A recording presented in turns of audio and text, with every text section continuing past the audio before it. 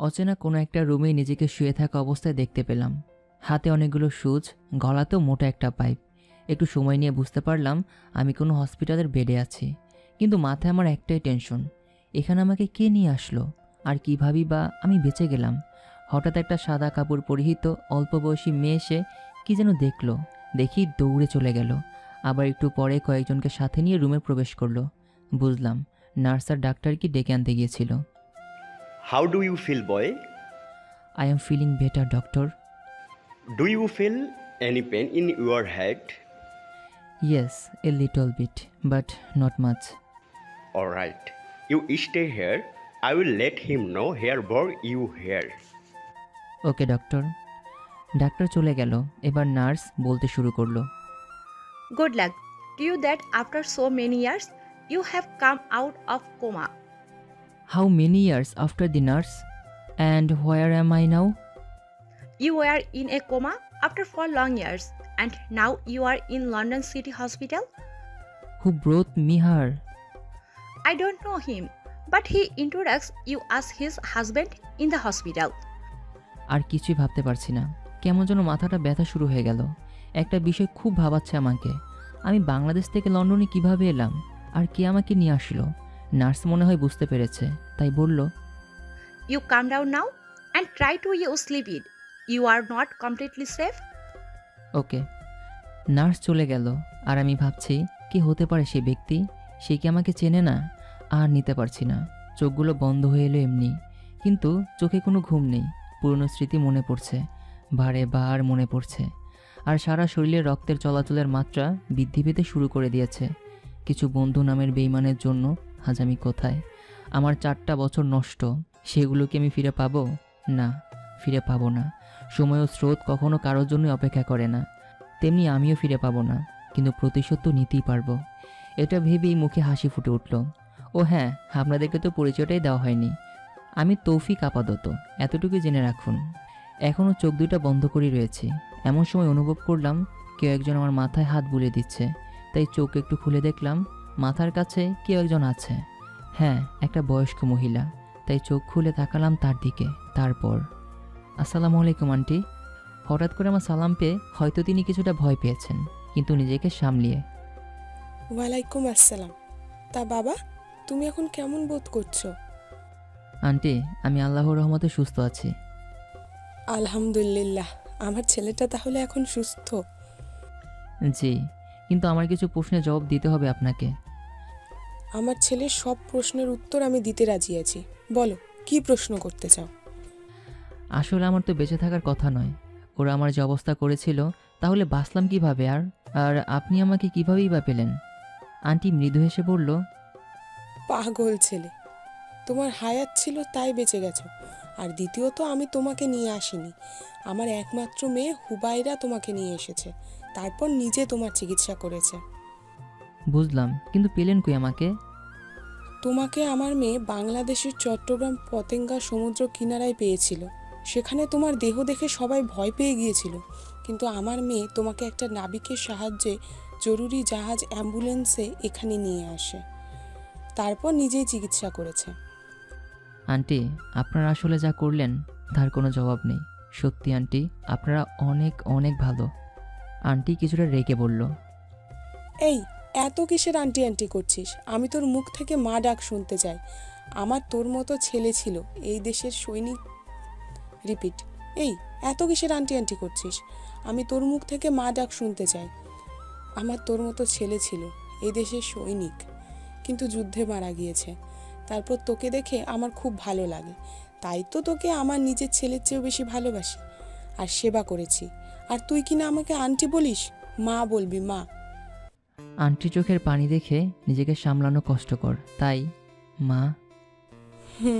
আমার সোনা বাবা, আমি তোর মা, জন্মদায়িনী মা না হলেও তোর মা। মা, আমি বাংলাদেশে যাব। যাবি, তবে তোর সব কিছু পাসপোর্ট ভিসা করতে হবে। আর বড় কথা, তোর হবু বউ এখনো আসেনি, সে একটা অপারেশনে দেশের বাইরে গিয়েছে, তাই এখন এখানে থাকতে হবে। হবু বউ মানে? হ্যাঁ রে, আমার মেয়েটা তোকে ভালোবাসে, তাই ওর সাথে তোর বিয়ে দিব। কি করবি না বিয়ে? তুমি যদি খুশি হও তো সব করব। এই না হলেই আমার জামাই প্লাস ছেলে, তা একটা সারপ্রাইজ আছে আমার ছেলের জন্য, সে কি সেটা দেখবে না? সারপ্রাইজ? তা কিসে সারপ্রাইজ দেখব? মা কিছু না বলে আমার সামনে আয়না ধরলো। সামনে তাকিয়ে অবাক, এটা কে? আমার চেহারা এমন কেন? কার চেহারা আমি আছি? বিস্ময়কর দৃষ্টিতে মায়ের দিকে তাকালাম।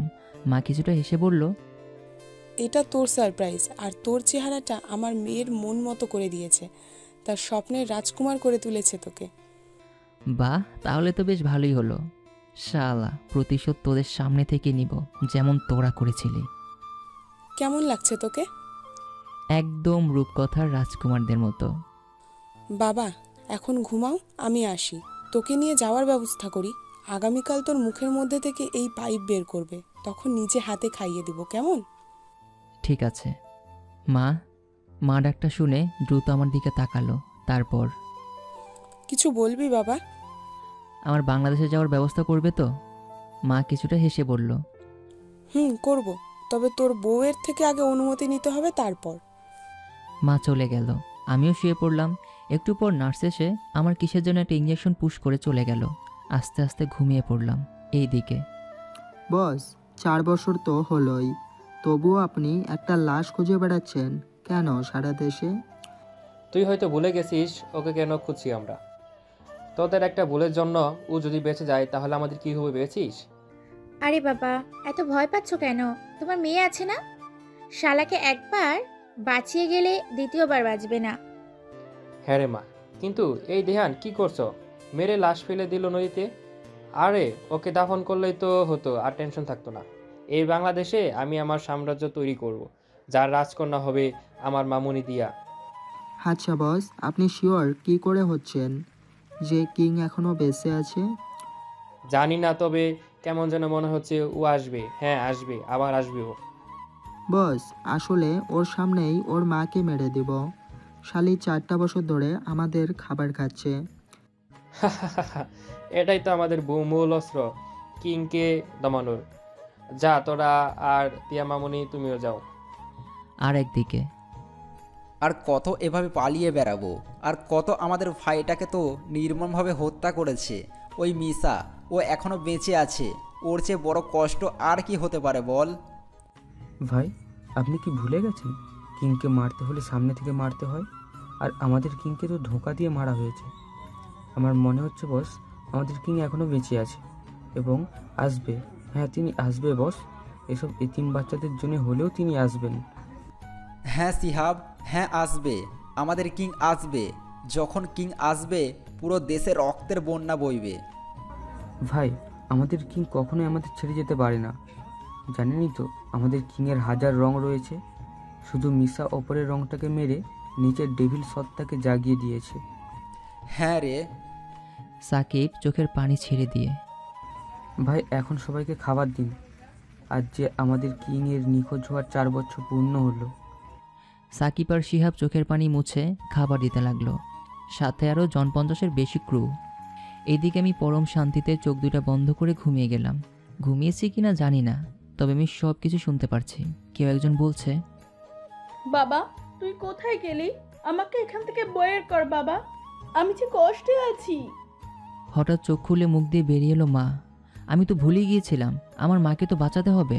না না না, আমার ঘুমালে একদমই চলবে না, না কিছুতেই না। আমার চিৎকার শুনে হঠাৎই কালো বোরকা পরিহিত একটা মেয়ে আমার রুমে এলো। বয়স মোটামুটি আমার সমবয়সী, কিন্তু সে আমার ছোট হবে। ভালো করে তাকিয়ে দেখলাম মেয়েটার চোখের আনন্দের আভাস, আর কিছুটা ভয়াক্ত হয়ে আমার পাশে এসে বলল, আসসালামু আলাইকুম। ওয়ালাইকুম আসসালাম। মুখ দিয়ে আপনা আপনি বের হয়ে গেল এত সুন্দর কণ্ঠ। আহ, প্রাণটা জুড়িয়ে গেল। আমি ডক্টর মোশা হুবাইরা খাতুন। একটু আগে আপনি চিৎকার করলেন কেন? আপনার কোনো অসুবিধা হচ্ছে কি? জি মিস, আমার একটু মাথা ব্যথা, আর একটু আগে একটা দুঃস্বপ্ন দেখেছি তো, তাই ঘুমের ঘরে হয়তো চিৎকার দিয়েছি।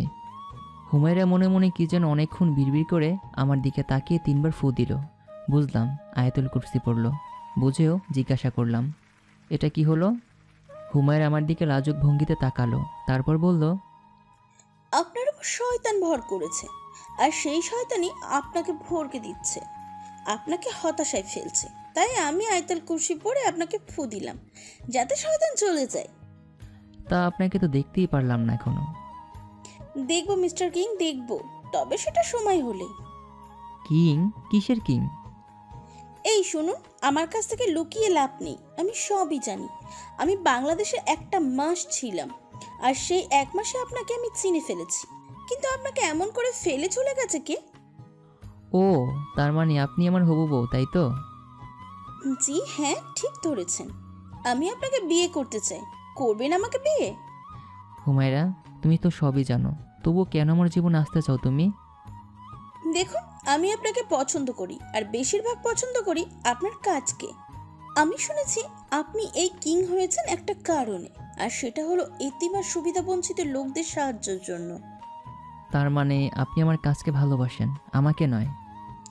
জি ঠিকই ধরেছেন, আমি আপনাকে এখন ভালোবাসি না। কারণ কি জানেন, একটা মেয়ে বেগানা পুরুষকে বিয়ের আগে ভালোবাসতে পারে না। আমি মুগ্ধ হলাম হুমায়ের কথা শুনে। আর কোনো কারণ আছে কি? আর বড় বিষয় হলো, খাদিজা রাসূলুল্লাহ হযরত মুহাম্মদ গুণবলী দেখেই মুগ্ধ হয়ে বিয়ের প্রস্তাব দিয়েছিলেন। তেমনি আমিও আপনার কাজে মুগ্ধ হয়ে বিয়ের প্রস্তাব দিয়েছি, এবং বিয়ের পর আপনাকে আমি ভালোবাসবো। হুমায়রা, আমি কি বলবো তোমায়? তুমি আমার জীবনে প্রথম নারী নও। আমি আরও একজন নারীকে ভালোবেসেছিলাম, যার জন্য আজ আমার এই দশা। আমি কি তোমায় আমার সমস্ত ভালোবাসা দিতে পারবো? আমি আপনার সমস্ত না হলেও একটু ভালোবাসা চাই। এতে খুশি? বিয়ে করবেন আমায়? জি করব, তোমার আম্মুকে আসতে বলো। আর এই যে হবু স্ত্রী, আমি কবে বাসায় যেতে পারবো? এই যে মিস্টার স্বামী, আপনি যেদিন আমাকে বিয়ে করবেন সেই দিনই আপনার রিলিজ। এখন বাকিটা আপনার ইচ্ছা। তার মানে আমি এখন সম্পূর্ণ সুস্থ? জি জনাব, আপনি 10 দিন আগেই কোমা থেকে বের হয়েছিলেন, কিন্তু শুরু আপনার মস্তিষ্ক কার্যকর ছিল। তাই আমি আপনাকে কোনো চাপে রাখতে চাইনি বলে ঘুমের ইঞ্জেকশন দিয়ে রেখেছিলাম। কিন্তু কি এমন হলো যার জন্য আপনি আগামীকালই আবার জেগে উঠেছেন? আর এই 10 দিনে আপনার প্রত্যেক অঙ্গ প্রত্যঙ্গ কাজ করা শুরু করে দিয়েছে। এখন আপনি বিপদমুক্ত। আজকে আপনার অপারেশন হবে। গলায় যে ছোট্ট নল লাগানো হয়েছে সেটা বের করব। অপারেশন ছোট হলেও ক্রিটিক্যাল। একটু ভুল হলে সারা জীবনের জন্য তুমি বাকশক্তি হারাতে পারো। তুমি কি পারবে আমার রক্ত দেখতে? এই হাতে অসংখ্য অপারেশন করেছি, কিন্তু আমার হবু স্বামীরটা করতে হাত কাঁপবে। সেই জন্য আমি নয়, আজ অন্যজন অপারেশন করবে। ঠিক আছে, আমি প্রস্তুত। আমি এটাই শুনতে চাইছিলাম। তো চলো শুরু করা যাক, আল্লাহ ভরসা। সন্ধ্যা 6টা, আমার অপারেশন শুরু হলো। অপারেশন থিয়েটারে নিয়ে যাওয়ার আগে আমাকে একটা ছোট্ট ইঞ্জেকশন দেওয়া হলো। তারপর কিছু আমার মনে নেই। দেখা যাক অপারেশন সাকসেসফুল হয় কিনা। আলহামদুলিল্লাহ। দীর্ঘ 3 ঘন্টা অপারেশন শেষ করে ডাক্তার বের হতেই হুমায়রা তার ডাক্তার এক বড় ভাই শাহিনের দিকে এগিয়ে গেল। তারপর, শাহিন, তৌফিক কেমন আছে? আলহামদুলিল্লাহ। পাগলিটা ঠিক আছে? আলহামদুলিল্লাহ। হুবাইরা বোন আমার, আমি সেই 4 বছর ধরে লক্ষ্য করেছি তুমি ছেলেটার এত কেয়ার করো। তা খুশির খবর কবে পাবো? আল্লাহ পাক যেদিন চাবেন সেই দিনই পাবেন ভাইয়া।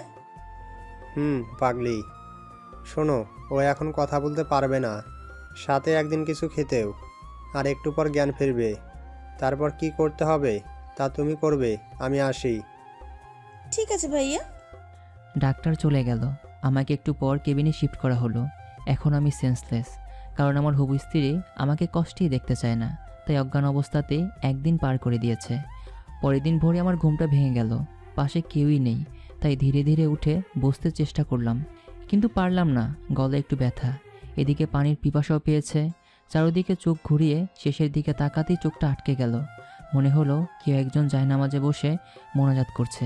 কি বলছে সেটাও শুনতে পাইনি, তবে এতটুকু বুঝেছি আমার সুস্থতা কামনা করছে। মনটা ভরে গেল। আসলে এমন স্ত্রী যেন সবার কপালে চটে। এসব ভাবছি, এরই মধ্যে কে একজন আমার পাশে হাত রাখলো। হুমায়রা, তোমার নামাজ কি শেষ? জি, কিন্তু আপনি কি ভাবছিলেন? ভাবছি আমি কতটা সৌভাগ্যবান, তোমার মতো একটা স্ত্রী পাবো। এখন এসব বলবেন না দয়া করে, কারণ এখন আমাদের মাঝে আমি আর আপনি ছাড়াও আরও একজন আছে। সে হলো শয়তান, যে আমাদের হারাম কাজে ধীরে ধীরে ধাবিত করছে। ঠিক বলছো হুমায়রা, আমি কবে সুস্থ হব? তৌফিক, তুমি এখন সম্পূর্ণ সুস্থ, কিন্তু গলায় একটু ব্যথা পাবে, কিন্তু ঠিক হয়ে যাবে। হুমায়রা, তো চলো আজ তোমাদের বাসায় নিয়ে চলো, আজই আমরা বিবাহ করব। আলহামদুলিল্লাহ, আপনি যা বলবেন তাই হবে। তাহলে আমি হসপিটালের বিল পরিশোধ করে আসি। ওটা আমি করে দিব, তুমি শুধু আমাকে একটু পানি দাও, পিপাসা পেয়েছে অনেক। হুমায়রা আমাকে পানি দিল, আমি খেয়ে নিলাম। একটু ব্যথা, তবুও খেয়ে নিলাম। আপনি এখন থাকুন, আমি বিল দিয়ে আসি। বললাম তো আমি দিব। আপনি দিবেন কই থেকে? আপনি এখন কিং নেই, আপনার চেহারা কি আগের মতো আছে? তাও ঠিক, আচ্ছা যাও দিয়ে এসো। হুমায়রা চলে গেল, আর আমি ভাবছি পাগলিটার চেহারা এখনও দেখাই হলো না। 15 ঘন্টা পর, এখন 11:30। দাঁড়িয়ে আছি নিজের বাসর ঘরের সামনে। কিছু বুঝলেন না তো? আরে ভাই, বিয়ে করেছি, তারপর প্রতিশোধ নিব। থাকেন, বাসর ঘরে আমার বউটা একা বসে আছে। ধীরে ধীরে চলে গেলাম রুমে। রুমে কোনো ফুলের ছিটে ফোটাও নেই। একটু পর হুমায়রা সালাম দিল, আমিও নিয়ে খাটে বসালাম। একটা বিষয়ে অবাক হলাম, হুমায়রা এখনও বোরখাই পরে আছে। হুমায়রা, আপনি কি বলবেন আমি জানি, তবে সেটা পরে বলে আগে 2 রাকাত নফল নামাজ পড়ে নিই। ঠিক আছে। নামাজ শেষ করে, হুমায়রা আমি কোথায় ঘুমাবো? ঘুম পেয়েছে আমার। আমাকে কি দেখবেন না? আমি অতটা ভালো নয়, আমার বউ যদি রাজি থাকে তাহলে দেখতে পারি। কেন জোর খোটাতে পারবেন না? জোর কাটিয়ে সব কিছু হয় না হুমায়রা। এই আমার কিং স্বামী, এখন আমার মুখটা তো দেখুন। আমি আস্তে আস্তে নেকাবটা তুললাম। তেমন রূপবতী না হলেও খুব মায়াবী। মাশাআল্লাহ, আল্লাহর কত সুন্দর সৃষ্টি। আমার স্ত্রী আমার কাছে বিশ্ব সুন্দরী। আচ্ছা, আপনার জন্য একটা সারপ্রাইজ আছে, দেখবেন? আমার স্ত্রী যখন দিতে চাইছে তখন নিব না আবার? হুমায়রা পেছন থেকে পাসপোর্ট বের করে দিয়ে বলল, এটা আপনার পাসপোর্ট আর টিকিটও আমি কেটে রেখেছি। হুমায়রা সত্যি আমি খুবই ভাগ্যবান তোমার মতো একজন স্ত্রী পেয়ে। তা কবে ফ্লাইট আমাদের? এই যে মিস্টার বর, এখন চুপ করুন। আর এত তাড়া কিসের? আরও 10 দিন পর আপনি যাবেন। হুমায়রা বয়স তো আমার 27 পেরিয়ে গেল, এখনও ডাকটা শুনতেই পেলাম না। ডাকি এমনি এমনি শোনা যায়, কষ্ট করতে হয়। কিন্তু আপনি তো সেটার কিছুই করছেন না, ভিত্তু একটা। তাই তো, দেখো তোমার ভীতু বরটা কি কি করতে পারে। বাকিটা ইতিহাস। পরের দিন ব্রেকফাস্টের জন্য হুমায়রা ডাকতে এলো। তৌফিক ওঠো প্লিজ, দেরি হয়ে যাচ্ছে, খাবে চলো, তোমার ওষুধ খেতে হবে। হুমায়রা প্লিজ আমার পাশে শুয়ে পড়ো। তৌফিক, এবার কিন্তু রেগে যাব। কাল রাতে কি করেছো মনে আছে? রাক্ষস একটা, ওঠো। কি আর করা, উঠতে বাধ্য হলাম। দেখতে দেখতে 10টা দিন চলে গেল। এখন আমি এয়ারপোর্টে দাঁড়িয়ে আছি, পাশে হুমায়রা আর আমার শাশুড়ি। হুমায়রা, তোমরা আগে ফ্লাইটে চলে যাবে আর তোমাদের বাসায় চলে যাবে। ভুলেও আমার সাথে যোগাযোগ করবে না, ঠিক আছে? ঠিক আছে। আর তুমি কই থাকবে? হুমায়রা, আমি থাকবো কোথাও, তবে তোমার আশেপাশে। আর সুযোগ হলে তোমার সাথে দেখা করতে যাব। তৌফিক, সাবধানে থেকো। আমি আলতোভাবে হুমায়রাকে জড়িয়ে ধরে ভালোবাসার পরশ এঁকে দিলাম। তারপর হুমায়রার শাশুড়ি চলে গেল। আমিও যাব, তোমার ফ্লাইট 1 ঘন্টা পরে। এ কদিন আমি একটা ফোন কিনেছি, আর অনেক কষ্টে আমার ফোনের লোকেশন ট্র্যাক করেছি, যে এখন দেখাচ্ছে বাংলাদেশের বগুড়া সদর জেলার আশেপাশে। তাই ঠিক করলাম আগে নিজের শহরই পা দিব।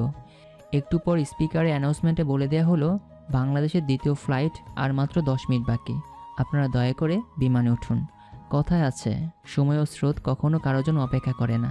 তেমনই হলো, নির্ধারিত সময়ে প্লেন টেক অফ করলো। রাত প্রায় 10টার মতো আন্তর্জাতিক শাহজালাল এয়ারপোর্টে প্লেন ল্যান্ডিং করলো। ভেতরে আরও কিছুক্ষণ লাগলো, তারপর বের হয়ে এলাম। বাইরে এলাম, পাশে একটা সিম রেজিস্ট্রেশন অফিস দেখলাম। বহু কষ্টে আর টাকা খাইয়ে নিজের পুরনো সিমটা তুলে নিলাম, আর আগেরটা বন্ধ করে দিলাম। ফোনটা চালু করে একটা সিক্রেট নাম্বার ডায়াল করে ফোন দিলাম। Hello Jack. জ্যাক, তুমি হয়তো ভুলে গেছো আমি কে। এসব রাখো, এখন বলো সাকিব আর শিয়াব কেমন আছে। শুনে ভালোই লাগলো। তা দিহানকে কই পাবো? ওকে, তুমি একটা কাজ করো, আমার রিভলভারটা পাঠিয়ে দাও। সময় 30 মিনিট, এখন তোমার সময় শুরু হলো। বলে ফোনটা কেটে দিলাম। কিছুক্ষণ পর কয়েকটা ছেলে পেলে এসে আমাকে ঘিরে ধরলো। তারপর, এই তোর কাছে কি আছে? দেহ নয় তো? ওকে ওকে, কুল ডাউন, চলো বসে কথা বলি। এই তুই জানিস আমরা কে? আমরা শ্যারনের লোক। চিনিস তুই শ্যারনকে? পেছন থেকে কেউ একজন বলে উঠল, তুই কি চিনিস ওকে? পেছনে তাকিয়ে অবাক, আরে এ তো পেছনে তাকিয়ে অবাক, আরে এ তো শিহাব। ভাই আপনাকে তো এই এলাকায় আগে দেখিনি। জি ভাই, আমি লন্ডন থেকে এসেছি ঘুরতে, কিন্তু আমার ড্রাইভার আমার সব কিছু নিয়ে পালিয়ে গেছে। ও, এই শহরে এমনই হয়। এই চামচা, তুই কি ভুলে গেছিস কিং নেই? আর তুই এসেছিস আমাদের কাজে বাধা দিতে? সাহস তো কম না তোর। এ শোন, আমাদের কিং আসবে, খুব শীঘ্রই আসবে। এখন তোরা যা, নয়তো তোর এলাকায় আছি বলে চলে যাচ্ছি, তবে পরের বার আসলে তোকে তোর কিং এর কাছে পাঠাবো, মনে রাখিস। ছেলেগুলো চলে গেল। তা ভাই এখন কি করবে? কি আর করব ভাই, পথেই থাকতে হবে, আর কোনো কাজ করে নিজের ভরণ পোষণ করতে হবে। ভাই আমি আছি, আপনি নিশ্চিন্তে আমাদের সাথে আসুন, আমাদের সাথে থাকবেন। আমি একটু শিহাবকে বাঁচিয়ে দেখতে চাইলাম, তাই বললাম, ভাই আপনি কি কিংয়ের লোক ছিলেন? শিহাবের মুখটা কেমন জানি বেদনায় ছেয়ে গেল। তারপর, হ্যাঁ ভাই ছিলাম, এখনও আছি। আমাদের ভাইটা যে কবে আসবে, বেঁচে আছে কিনা তাও জানি না। তা ভাই কিং তো নেই, আপনি কিংয়ের জায়গাটা নেননি কেন? হা হা হা হা হা, পাগল ভাই আপনি। কিং সে তো কোটিতে একটা, তার মতো হওয়া কারো সম্ভব না। সম্ভব হলে কি হতেন?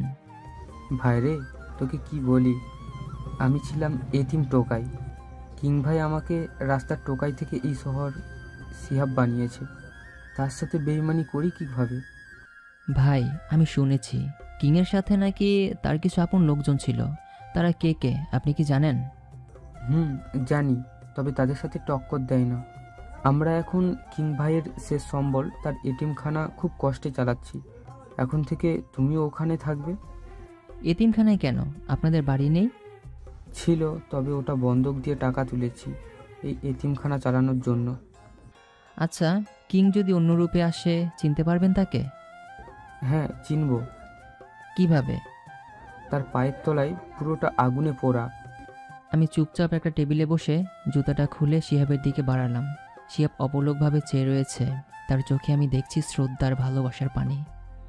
ভাই আপনি? আমি সত্যিই গর্বিত রে, তোর মতো একটা ছোট্ট ভাই পেয়েছি। তা বল, কেমন আছিস তুই এখন? ভাই আপনার চেহারা এমন কেন? সে এক লম্বা কাহিনী, এখন বল আমার ফোনটা কই? ভাই ওটা পাওয়া যায়নি। ওটা পাওয়া গেছে, তুই এই লোকেশনে আমার সমস্ত ছেলেপেলেদেরকে নিয়ে যা, আর ফোনটা আমার চাই। ভাই আপনি চলুন আমার সাথে, আমি সব ব্যবস্থা করছি। না শিহাব না, তুমি বোকা। শোনো, তুমি সবার আগে সাকিবকে আমার সেই ঘরে পাঠাবে যেখানে আমি সব সময় থাকতাম। আশা করি তুমি ছাড়া কেউই জানে না, আর জানার সম্ভাবনাও নেই। কেন ভাই, সাকিবকে কেন? আমি রহস্যময় একটা হাসি দিয়ে শিহাবকে বললাম, ওই যে কিছু হিসাব বাকি আছে তাই। আমার সেই গোপন কক্ষে ডিজিটাল লক, যা কারো পক্ষে সম্ভবত কেউই খুলতে পারেনি, আর খোলার চেষ্টাও করেনি। দরজায় প্রথমে আমার চোখের স্ক্রিন নিল, তারপর হাতের, ব্যাস দরজা খুলে গেল। ভেতরে একজন চেয়ারে বসে কাজ করছে, বলতে গেলে মনিটর পর্যবেক্ষণ করছে। আমি তার পাশের চেয়ারে বসে পড়লাম। তারপর, কি খবর জ্যাক? 4 বছর একা থেকে কি বড় হয়ে গেছো নাকি? আমি তো রোবট, আমার আবার বিরক্তি কিসে? আমি একদম ঠিক আছি। আর খাওয়া বলতে 2 ঘন্টা বৈদ্যুতিক চার্জ। বাহ জ্যাক, তুমিও তো মানুষের মতোই হচ্ছ দিন দিন। আমাকে যে তৈরি করেছে সেই তো এই 4 বছরে পরিবর্তন হয়ে গিয়েছে, তাহলে আমি হলে ক্ষতি কি? জ্যাক, এটা তো কিছুই না। চলো, এবার পুরো দেশটাকে পাল্টাতে হবে, আবারও রক্তের বন্যা বয়ে দেব। তোমাকে আমি আগেই বলেছিলাম, বিশ্বাস করো না। আমি সবসময় ওদের ফলো করেছি, কিন্তু ওরা কি কথা বলে সেটা আমি শুনতে পাইনি, তবে অনুভব করেছি। জ্যাক, তো এখন বলো, কে কে ছিল এদের মধ্যে? পাশের দেয়ালে তাকিয়ে দেখো, ওখানে সবার ছবি দেওয়া আছে। শুধু এখন ওদের কলিজাটা বের করতে হবে। জ্যাক, আমি মাঝে মাঝে অবাক হই। আমি তোমাকে বানিয়েছি, কিন্তু তুমি আমার চেয়ে উপরে উঠে গেছো। এটা কখনো ভাববেন না। আপনি আমাকে তৈরি করেছেন, আপনি আমার মধ্যে আপনার মেধা দিয়েছেন। আমি সত্যিই আপনার উপর কৃতজ্ঞ। জ্যাক, তো 1 নম্বরটাকে আজ খেয়ে ফেলি, কি বলো? শিকার তো দেখি আমাদের সামনেই। জ্যাক, আমার বানানো সোলজারগুলো রেডি তো? জি বস, সব রেডি, শুধু আপনার হুকুমের অপেক্ষায় আছি। তো সবাইকে বের হতে বলো। জ্যাক একটা লাল বোতামে চাপলো, সাথে সাথে পাশের দরজা খুলে বের হয়ে আসছে। আমার বানানো সবগুলো রোবট, দেখতে অবিকল মানুষের মতো। জ্যাক, তো এদেরকে পাঠিয়ে দাও। কাজ হয়ে গেলে তুমি শুধু আমায় একটা SMS দিয়ে জানিয়ে দিও, ঠিক আছে? কিন্তু বস, আপনার ফোন এখনো আপনার কাছে নেই। জ্যাক, ডোন্ট ওয়ারি, পেয়ে যাবো একটু পর। সোলজারগুলো বেরিয়ে গেল পানা জেলার পাবনার এসিপি প্রদীপ কুমারকে ধরতে। এমন সময় শিহাবের মেসেজ। বস, তুলে এনেছি সাকিবকে। আপনি কোথায়? যেখানে থাকি না কেন, ঠিক সময় পৌঁছে যাব। জ্যাক, তুমি তাহলে ভালোভাবে নজর রাখো, আমি আসছি, কেমন? বলে পাশে টেবিল থেকে লেজার বি আর অটোমেটিক লিভারবার নিয়ে বের হয়ে এলাম। আগের মতো আর কিং হিসেবে নয়, সাধারণ পাবলিকের মতো। আমার আড্ডাখানায় গিয়ে দেখি সাকিবকে একটা চেয়ারে বেঁধে রাখা হয়েছে। আমি ওর সামনে চেয়ারে বসলাম। তারপর, কী রে সাকিব, যে তোকে কুত্তার মুখ থেকে বাঁচালো তার পিঠিতে ছুরি মারলি? এই সিহাব, বলিস না কেন, কে এই আর তুই আমাকে বেঁধে রেখেছিস কেন? এটা হলো আমাদের কিং তৌফিক। কি, কিং বেঁচে আছে? এটা কিভাবে সম্ভব? আমি তো... বলতে গিয়েও চুপ হয়ে গেল। তুই তো নিজেই আমার পিঠে ছুরি মেরেছিলি। ছুরি মেরেও দমে যাসনি, মুখে অ্যাসিড মেরে আমার চেহারাটাকে পুড়িয়ে দিয়েছিলি। তাহলে বাঁচলাম কিভাবে, তাই তো? বস, এসব কি বলছেন? সাকিব এসব করেছে আর আমি জানি না? শিহাব, তুই এখনো বাচ্চা ভাই, ও তোকেও মারত, কিন্তু তুই শুধু জানতে আমার গোপন রুমের কথা। তাই তো তোকে ওদিন ও মারতে পারিনি, ওই রুমটার কথা জানার জন্য। বস, এবার আমি শিওর হলাম কেন সিহাব রোজ আমাকে ড্রিঙ্ক পান করিয়ে বিভিন্ন কথা জিজ্ঞেস করত। ভাই, আমাকে ক্ষমা করে দিন, দয়া করে এবারের মতো। শিহাব, আমাদের একটা রুল ছিল, মনে আছে? জি বস, অন্যের গ্যাং থেকে যারা আমাদের গ্যাংয়ে কাজ করবে আমরা তাদের নেব, কিন্তু যারা আমাদের গ্যাং থেকে অন্য গ্যাংয়ে যাবে তার সাজা মৃত্যুদণ্ড, আর যে আমাদের সাথেই বেইমানি করবে তার সাজা ভয়ঙ্কর মৃত্যুদণ্ড। তাহলে একে কি করা যায় বলতো? বস, একে এমন মৃত্যু দিব যে ওর লাশ যে দেখবে সেই কাঁপবে। সাকিব, শুনলি তো শিহাব কি বলল? এখন বল, তোকে মাফ করি কি করে? বস, আমি সবার নাম আপনাকে বলবো, তবুও আমাকে ছেড়ে দিন। না, আমি সবই জানি। এখন শোন, তুই এক কাজ কর, আমার ফোনটা কই রেখেছিস সেটা বলে দে। বস, আমার পকেটে আছে। কি? তার মানে তুই ওই স্যারনের লোক যে কিনা বিদেশি আমাদের দেশের শত্রু, তার হয়ে কাজ করিস? আমি ফোনটা নিয়ে চালু করলাম, সব কয়টা লক খুলে ওপেন করতেই ওয়ালপেপারে ভেসে এলো আমার সেই 4 বছর আগের ছবি, সাথে একটা মেয়ে। মেয়েটাকে দেখে রাগে প্লাস শয়তানি বুদ্ধিতে হেসে উঠলাম। তারপর, সাকিব, তোর সময় শেষ বলে অ্যাসিড দিয়ে ওর বুকে লিখে দিলাম, কিং ইজ ব্যাক। তারপর ওর সমস্ত মুখে অ্যাসিড দিয়ে পুড়িয়ে দিলাম। ওর যৌনাঙ্গ ওই অ্যাসিডের ভেতরে ডুবিয়ে রেখেছিলাম যতক্ষণ না ওটা পুরোপুরি ঝলসে যায়। লাস্টে দেখলাম শালা নিস্তেজ হয়ে যাচ্ছে, সাথে সাথে লিভারবার দিয়ে পুরো দেহে শ্যুট করতে করতে ওকে ছিন্ন বিচ্ছিন্ন করে দিলাম।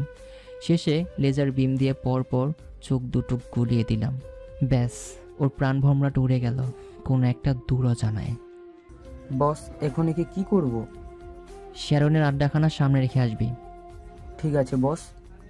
কয়েকজন ছেলে পেলে এসে নিয়ে গেল আর আমি চলে আসলাম আবারও সেই গোপন কক্ষে, জ্যাকের এখানে। বস, কাজ হয়েছে, ওরা ওখানে রয়েছে। আপনি কি যাবেন ওখানে? যাব। তুমি আমার সমস্ত বুলেট প্রুফ গাড়িগুলোকে বের করো। জ্যাক এবার সবুজ বোতামে চাপ দিল, অমনি মেজে দুভাগ হয়ে গাড়ির লম্বা লাইনে বের হলো। সেখান থেকে একটা মার্সিডিজ গাড়ি নিয়ে বের হলাম। পুরো 1 ঘন্টা জার্নি করার পর পৌঁছে গেলাম প্রদীপের বাড়ির সামনে। বাড়িতে যেতেই সবগুলো সোলজার আমাকে সম্মান জানালো। তারপর নিয়ে যেতে লাগলো পদের সামনে। গিয়ে দেখলাম ওখানে প্রদীপ, ওর স্ত্রী আর একটা নেশাখোর আর খুদে মাস্তান ছেলে। কি প্রদীপ, তুই তো দেখি ভালোই আলো দিচ্ছিস, তা তোর বউটা তো সেই, খেতে দিবি তাহলে বেঁচে যাবি।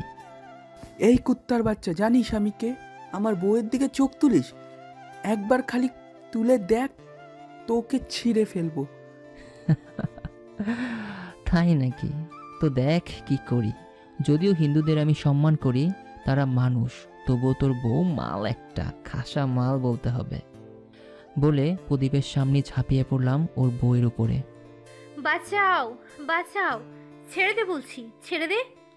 কে রেবে তুই? তোর নিজে তোর ছেলেকে সাহায্য করতে, তোর বাড়ির কাজের মেয়েকে ধর্ষণ করতে, এখন দেখ কেমন লাগে তোর। এমনভাবে শালিকে ভোগ করেছি যে সহ্য করতে না পেরে মারা গেল। আমার খিদে মিটল না। কি বউ নিয়ে এসছিস, মরেই গেল। এখন বল তোর কি করব? আমি কি করেছি দাদা, আমাকে ছেড়ে দিন। আচ্ছা, তোকে ছাড়ার আগে তোর ছেলের ব্যবস্থা করি। ইশারায় সোলজারকে অ্যাসিড নিয়ে আসতে বললাম। তারপর সে অ্যাসিড প্রদীপের ছেলের সমস্ত দেহে মেখে দিতে লাগলাম। শেষে ওর যৌনাঙ্গ অ্যাসিডে ডুবিয়ে রাখলাম। না জানি এর জন্য কত মেয়ে সর্বনাশ হয়েছে। সোলজার, তোমরা শুরু করো, এখন আমি প্রদীপকে দেখছি। বলার সাথে সাথে প্রত্যেকটা সোলজারের হাতগুলো বিভিন্ন অস্ত্রে পরিবর্তন হতে লাগলো। কারো হাতে দা, কারো হাত AK-47, আবারও কারো হাতে ড্রিল মেশিন। মিনিটের মধ্যেই শালার অঙ্গ প্রত্যঙ্গ কেটে টুকরো টুকরো করে ফেলে দিল। আচ্ছা প্রদীপ, কিং কি তোর কোনো ক্ষতি করেছিল যে তুই তার বাবাকে ক্রস ফায়ার করলি? আপনি কে আর এসব জানেন কি করে? আমি তৌফিক রে। তৌফিককে চিনতে পেরেছিস? শুধু চেহারা পাল্টিয়েছে, কিন্তু প্রতিশোধের আগুন একই রয়ে গেছে। ভাই, আপনার টাকা লাগলে নিন, তবু আমাকে ছেড়ে দিন। কত কোটি আছে? 100 কোটি, আপনি পুরোই নিন, তবু আমাকে ছেড়ে দিন। টাকা কই আছে? জি, আমার বেডরুমের নিচে, ওখানে সব টাকা রয়েছে। কে সে? শোন, তোকে আমি বাঁচিয়ে কি করব? যা, তোকে একেবারের জন্য মুক্তি দিলাম, আর খুব শীঘ্রই তোর সহযোগীদেরও তোর কাছে পাঠিয়ে দিব। এর শরীরেও একটা কথাই লিখে দিলাম, কিং ইজ ব্যাক। তারপর প্রত্যেকটা অঙ্গ প্রত্যঙ্গে ক্রসফায়ার করে সোলজারদের শ্যারনের আড্ডাখানার সামনে ঝুলিয়ে দিতে বললাম, আর সাথে পুরো বাড়িটাকে উড়িয়ে দিতে বললাম, এবং সব টাকা নিয়ে গরিবদের মাঝে বিলিয়ে দিতে বললাম। পরের দিন আমি আর জ্যাক বসে রয়েছি মনিটরের দিকে, যেখানে ব্রেকিং নিউজে দেখাচ্ছে আজকে পুরো শহরে 2টো খুন হয়েছে এবং একই জায়গাতেই। গোপন সূত্রে জানা গেছে ফরেনার ড্রোন শ্যারেনের সাথে ওই দুইজনের নেটওয়ার্ক ছিল এবং তাদের দুজনের শরীরে একটি ক্লু রেখে গিয়েছে, কিং ইজ ব্যাক। তাহলে কি কিং আবারও ফিরে এসেছে? বিস্তারিত জানতে আমাদের সাথেই থাকুন। মনিটর দেখে চোখ সরিয়ে বললাম, জ্যাক, তো ব্যবস্থা করো ঢাকা বিশ্ববিদ্যালয়ের সব কিছু, আমি আগামীকাল চলে যাব ওখানে। জ্যাক মনিটর আর কিবোর্ডে টাইপিং করতে ব্যস্ত হয়ে গেল। আমিও বের হয়ে পড়লাম আমার মায়াবতীকে দেখতে। কলিং বেল না বাজাতেই দরজা খুলে গেল। সামনে তাকিয়ে দেখলাম হুমায়রা দাঁড়িয়ে আছে, তাই মুচকি এসে বললাম, কি হলো? কলিং বেল না বাজাতে খুলে গেল যে দরজা? আমার মনটা বলে দিয়েছিল আমার রাজকুমার এসে গেছে, তাই তো খুলে গেল। ক্ষুধা পেয়েছে, এখানেই রাখবে আমায়? হ্যাঁ রাখবো, 2 দিন পর মনে পড়লো। আমি হুমায়রাকে কোলে নিয়ে ভেতরে ড্রয়িং রুমে চলে গেলাম। তারপর, বউ আমার রাগে কেন? আমি তো কাজই ছিলাম। ঠিক আছে মানলাম, আচ্ছা বসো, আমি খাবার আনি। হুমায়রা চলে গেল। একটু পর বিরিয়ানি আর কষা মাংস নিয়ে আসলো। তারপর নিজের হাতে খাইয়ে দিল, আমিও তাকে খাইয়ে দিলাম। খাওয়া শেষে মায়ের রুমে গেলাম। তিনি বসে আছেন গোমরা মুখ করে। কি হয়েছে আমার শাশুড়ি আম্মুর? কিছু হয়নি। আর আপনি কে? আম্মু রাগ করো না, আমাকে 2 মাস সময় দাও, তারপর একসাথে থাকবো আমরা। সত্যি বলছি তো? জি। আচ্ছা, হুমায়রার রুমে যাও, আজ আর যেতে দিব না। ঠিক আছে, তবে আগামীকাল যাব। বলে বেরিয়ে এলাম। হুমায়রা দেখি সোফায় বসে আছে, তাই ওর কাছে গিয়ে, ম্যাম, আমার তো ঘুম পেয়েছে খুব। তো ঘুমাও, ঘর তো আছে। ঘর তো আছে, কিন্তু কোলবালিশ তো নেই। কে বলেছে নেই? আছে, রুমে গিয়ে দেখুন। আমি মুচকি হেসে কোলে নিয়ে নাকটা টেনে বললাম, আছে, তবে আমার ওটা না, আমার জীবন্ত কোলবালিশ চাই, যে আমাকে ঘুম পাড়িয়ে দিবে। শুধু নিজেরটা ভাবো, আমারটা কে ভাববে? আমি যে 2 দিন ছিলাম। আচ্ছা এখন বাদ দাও, চলো একটা ম্যাচ হয়ে যাক। তারপর লাইটটা অফ করে পরের দিন খুব কষ্টে আর লুকিয়ে বাড়ি থেকে বের হয়ে এসেছি, যাতে কেউ আমাকে না দেখতে পায়। একটু পর আমার সেই গোপন রুমে আসলাম, যেখানে জ্যাক ছিল। আমি ঢুকতেই জ্যাক বলে উঠল, বস, আপনার পেছন কালকে 2টো ছেলে ঘোরাঘুরি করছিল এবং আপনার বাড়ি পর্যন্ত গিয়েছিল। জ্যাক এটা বলে, আমি একটা ক্যামেরা বানিয়েছি, যেটা একদম যান্ত্রিক মশার নেয়। এগুলো প্রায় 10,000 রয়েছে, যা সারা দেশের সব জায়গায় ছড়িয়ে দিয়েছি। বুঝলাম, তা লোকেশন কই? বগুড়া সদর হাসপাতাল রোড, গোডাউন নং 221। গুড জব জ্যাক, তো সোলজারকে পাঠিয়ে দাও, আমি আসছি। বস, আমি আগে থেকে সব ঠিক করে রেখেছি। যতই হোক এতদিনের অভিজ্ঞতা, আপনার যা প্রয়োজন সবই জানি। আমি মুচকি হেসে পকেট থেকে ফোনটা বাইর করে হুমায়রাকে ফোন দিলাম। হুমায়রা, তুমি বাড়িটা পাল্টে ফেলো। এই বাড়ি ছাড়া আর আমাদের বাড়ি নেই। চিন্তা নেই, আমি কিনে নিয়েছি। বাড়ির ঠিকানা বগুড়া সদর 003 কলেজ রোড। ওখানে কেয়ারটেকারের কাছ থেকে চাবিটা বুঝে নেবে, কেমন? তুমি আসবে না? হ্যাঁ, তবে এখন নয়, মিশন শেষ হলে। ভালো থেকো, আল্লাহ হাফেজ। হুমায়রা মনটা খারাপ করে ফোনটা কেটে দিল। জ্যাক, নজর রেখো, আমি আসছি। যেহেতু সব কিছু বলতে লিভারবার আর লিজার বিম আগিয়ে ছিল, নির্ধারিত লোকেশনে আসতেই দেখলাম আমার সোলজার আমার অপেক্ষায় রয়েছে। সব কাভার করেছো? ওকে চলো, আমাকে দেখিয়ে দাও। সোলজার পথ দেখিয়ে একটা রুমে নিয়ে গেল, যেখানে 10 জনের মতো রয়েছে, সবারই হাত পা বাঁধা। ওদের সামনে বসতেই দুজন নিজেদের দিকে তাকিয়ে মুখ চাওয়াচাই করতে লাগলো। বিষয়টা আমার চোখ এড়ায়নি। তোদের মধ্যে আগামীকাল কে আমাকে ফলো করেছিল? জানি না ভাই, আমাদের ছেড়ে দিন। বাচ্চা, এত তারা কিসের? আজ একটু লুডো খেলবো। তা বল, তোরা দুজন আমার পেছনে কার অনুমতিতে গিয়েছিলি? সাগর, একে বলতো, আমরা কি এর পিছু কখনো নিয়েছি? শুধু আমাদের ধরে রেখেছে। এই, তুই আমাদের ছেড়ে দে, আমাদের কাজ আছে। কিসের কাজ রে? কেন করবি? ভালো কমিশন পাবি, মাসে 15,000 পাবি। কি সত্যি? তাহলে করব। তা কোন গ্যাংয়ের হয়ে কাজ করিস? দেহান ভাইয়ের নাম শুনেছিস? ওরই কাজ করি। তা কাল আমার পিছু নিলি কেন? ভেবেছিলাম তুই টাকাওয়ালা, তাই নিয়েছিলাম, কিন্তু তুই দেখি ছোট চোর। ও তাই বল। আচ্ছা, তোদের দিয়ান ভাইকে পাবো কই? তোকে কেন বলবো? ধূপ ধূপ করে কয়েকবার শব্দ হলো। হ্যাঁ, ঠিক ধরেছেন, শ্যুট করেছি। আমি একদম কপাল বরাবর শালাদের একেবারে উপরে পাঠিয়ে দিয়েছি। শেষবারের মতো বলছি, বল ধ্যানকে কই পাবো? দেহানকে ঢাকা বিশ্ববিদ্যালয়ে পাবেন। তোদের কাছে কত টাকা আছে ক্যাশ, যা আমাকে দিলে তোকে ছেড়ে দিব? আমার কাছে 1 কোটি আছে। কই আছে? ওই যে পাশের ঘরে একটা ব্যাগে রয়েছে। আমি সোলজারকে টাকাগুলো নিয়ে আসতে বললাম। তারপর একটা হাসি দিয়ে বললাম, ধন্যবাদ তোকে, আর তোকে বাঁচিয়ে লাভ নেই, ভালো থাকিস। বয়েস শুট দেম। সাথে সাথে সাইলেন্সার লাগিয়ে সব কয়টাকে উড়িয়ে দিল। পরে সবার বুকে একটা কথাই লিখে দিলাম, কিং ইজ ব্যাক। টাকাগুলো আমার এতিমখানায় পাঠিয়ে দিলাম। আবার আসলাম জ্যাকের কাছে। তারপর, জ্যাক, সব ব্যবস্থা করেছো তো? জি বস, সব ব্যবস্থা করেছি। ওকে, আমার জন্য একটা কালো রঙের গাড়ি রেডি করো, আমি আসছি। রুমে এলাম, নিজেকে নতুন রূপে দেখতে ভালোই লাগলো। কিছু কাপড় নিয়ে বের হয়ে এলাম। এরই মধ্যে ফোন বেজে উঠল। দেখলাম হুমায়রার ফোন, তাই দ্রুত ফোনটা রিসিভ করলাম। কি হয়েছে আমার পাগলিটার? পাগলটা দেখে খুব সুন্দর একটা বাড়ি কিনেছে, সেটাই দেখছি। তোমার পছন্দ হয়েছে? জি সাহেব, খুব। আমরা কবে এখানে একসাথে থাকবো? আমার মিশন শেষ হলে। আচ্ছা, আমি ঢাকা যাচ্ছি, তুমি থেকো, আমি আসি, কেমন? ভালোভাবে থেকো। আচ্ছা, আল্লাহ হাফেজ। আল্লাহ হাফেজ। গাড়িতে উঠে নিজেই ড্রাইভ করতে লাগলাম। উদ্দেশ্য ঢাকা। দীর্ঘ 4.5 ঘন্টা পরে ঢাকা এলাম। প্রথমে একটা বাড়ি নিলাম, নিয়ে সব কিছু দেখে বের হলাম বাইরের হোটেলে রাতে খাবারের জন্য। ওয়েটার। জি স্যার, বলুন কি লাগবে? বিরিয়ানি আর কোক নিয়ে এসো। আর কিছু স্যার? না। Okay sir. খাবার এখনও নিয়ে আসেনি, তবে একটা কোক দিয়ে গেছে। আমি বাড়িতে নিয়ে যাব, অমনি কেউ সেটা নিয়ে চলে গেল। মাথা উপর করে তুলে দেখলাম কয়েকটা ছেলে।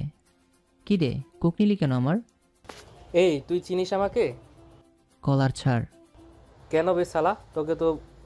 কলার ছাড়তে বলছি। ছাড়বো না, কি করবি? পকেটে এই 1911 পিস্তল ছিল, বের করে কয়েকটা রাউন্ড গুলি করলাম। সাথে সাথে 4 জন পড়ে গেল। এখন শুধু নেতা গোছের লোক আমার সামনে দাঁড়িয়ে আছে। কি রে, তুই কলার ছাড়বি না? ভাই আপনি কে? এটা ভাই আপনি কে? এটা তো শুধু একজনই করতে পারতো। বলতো কি করতে পারতো? ভাই কিং তৌফিক।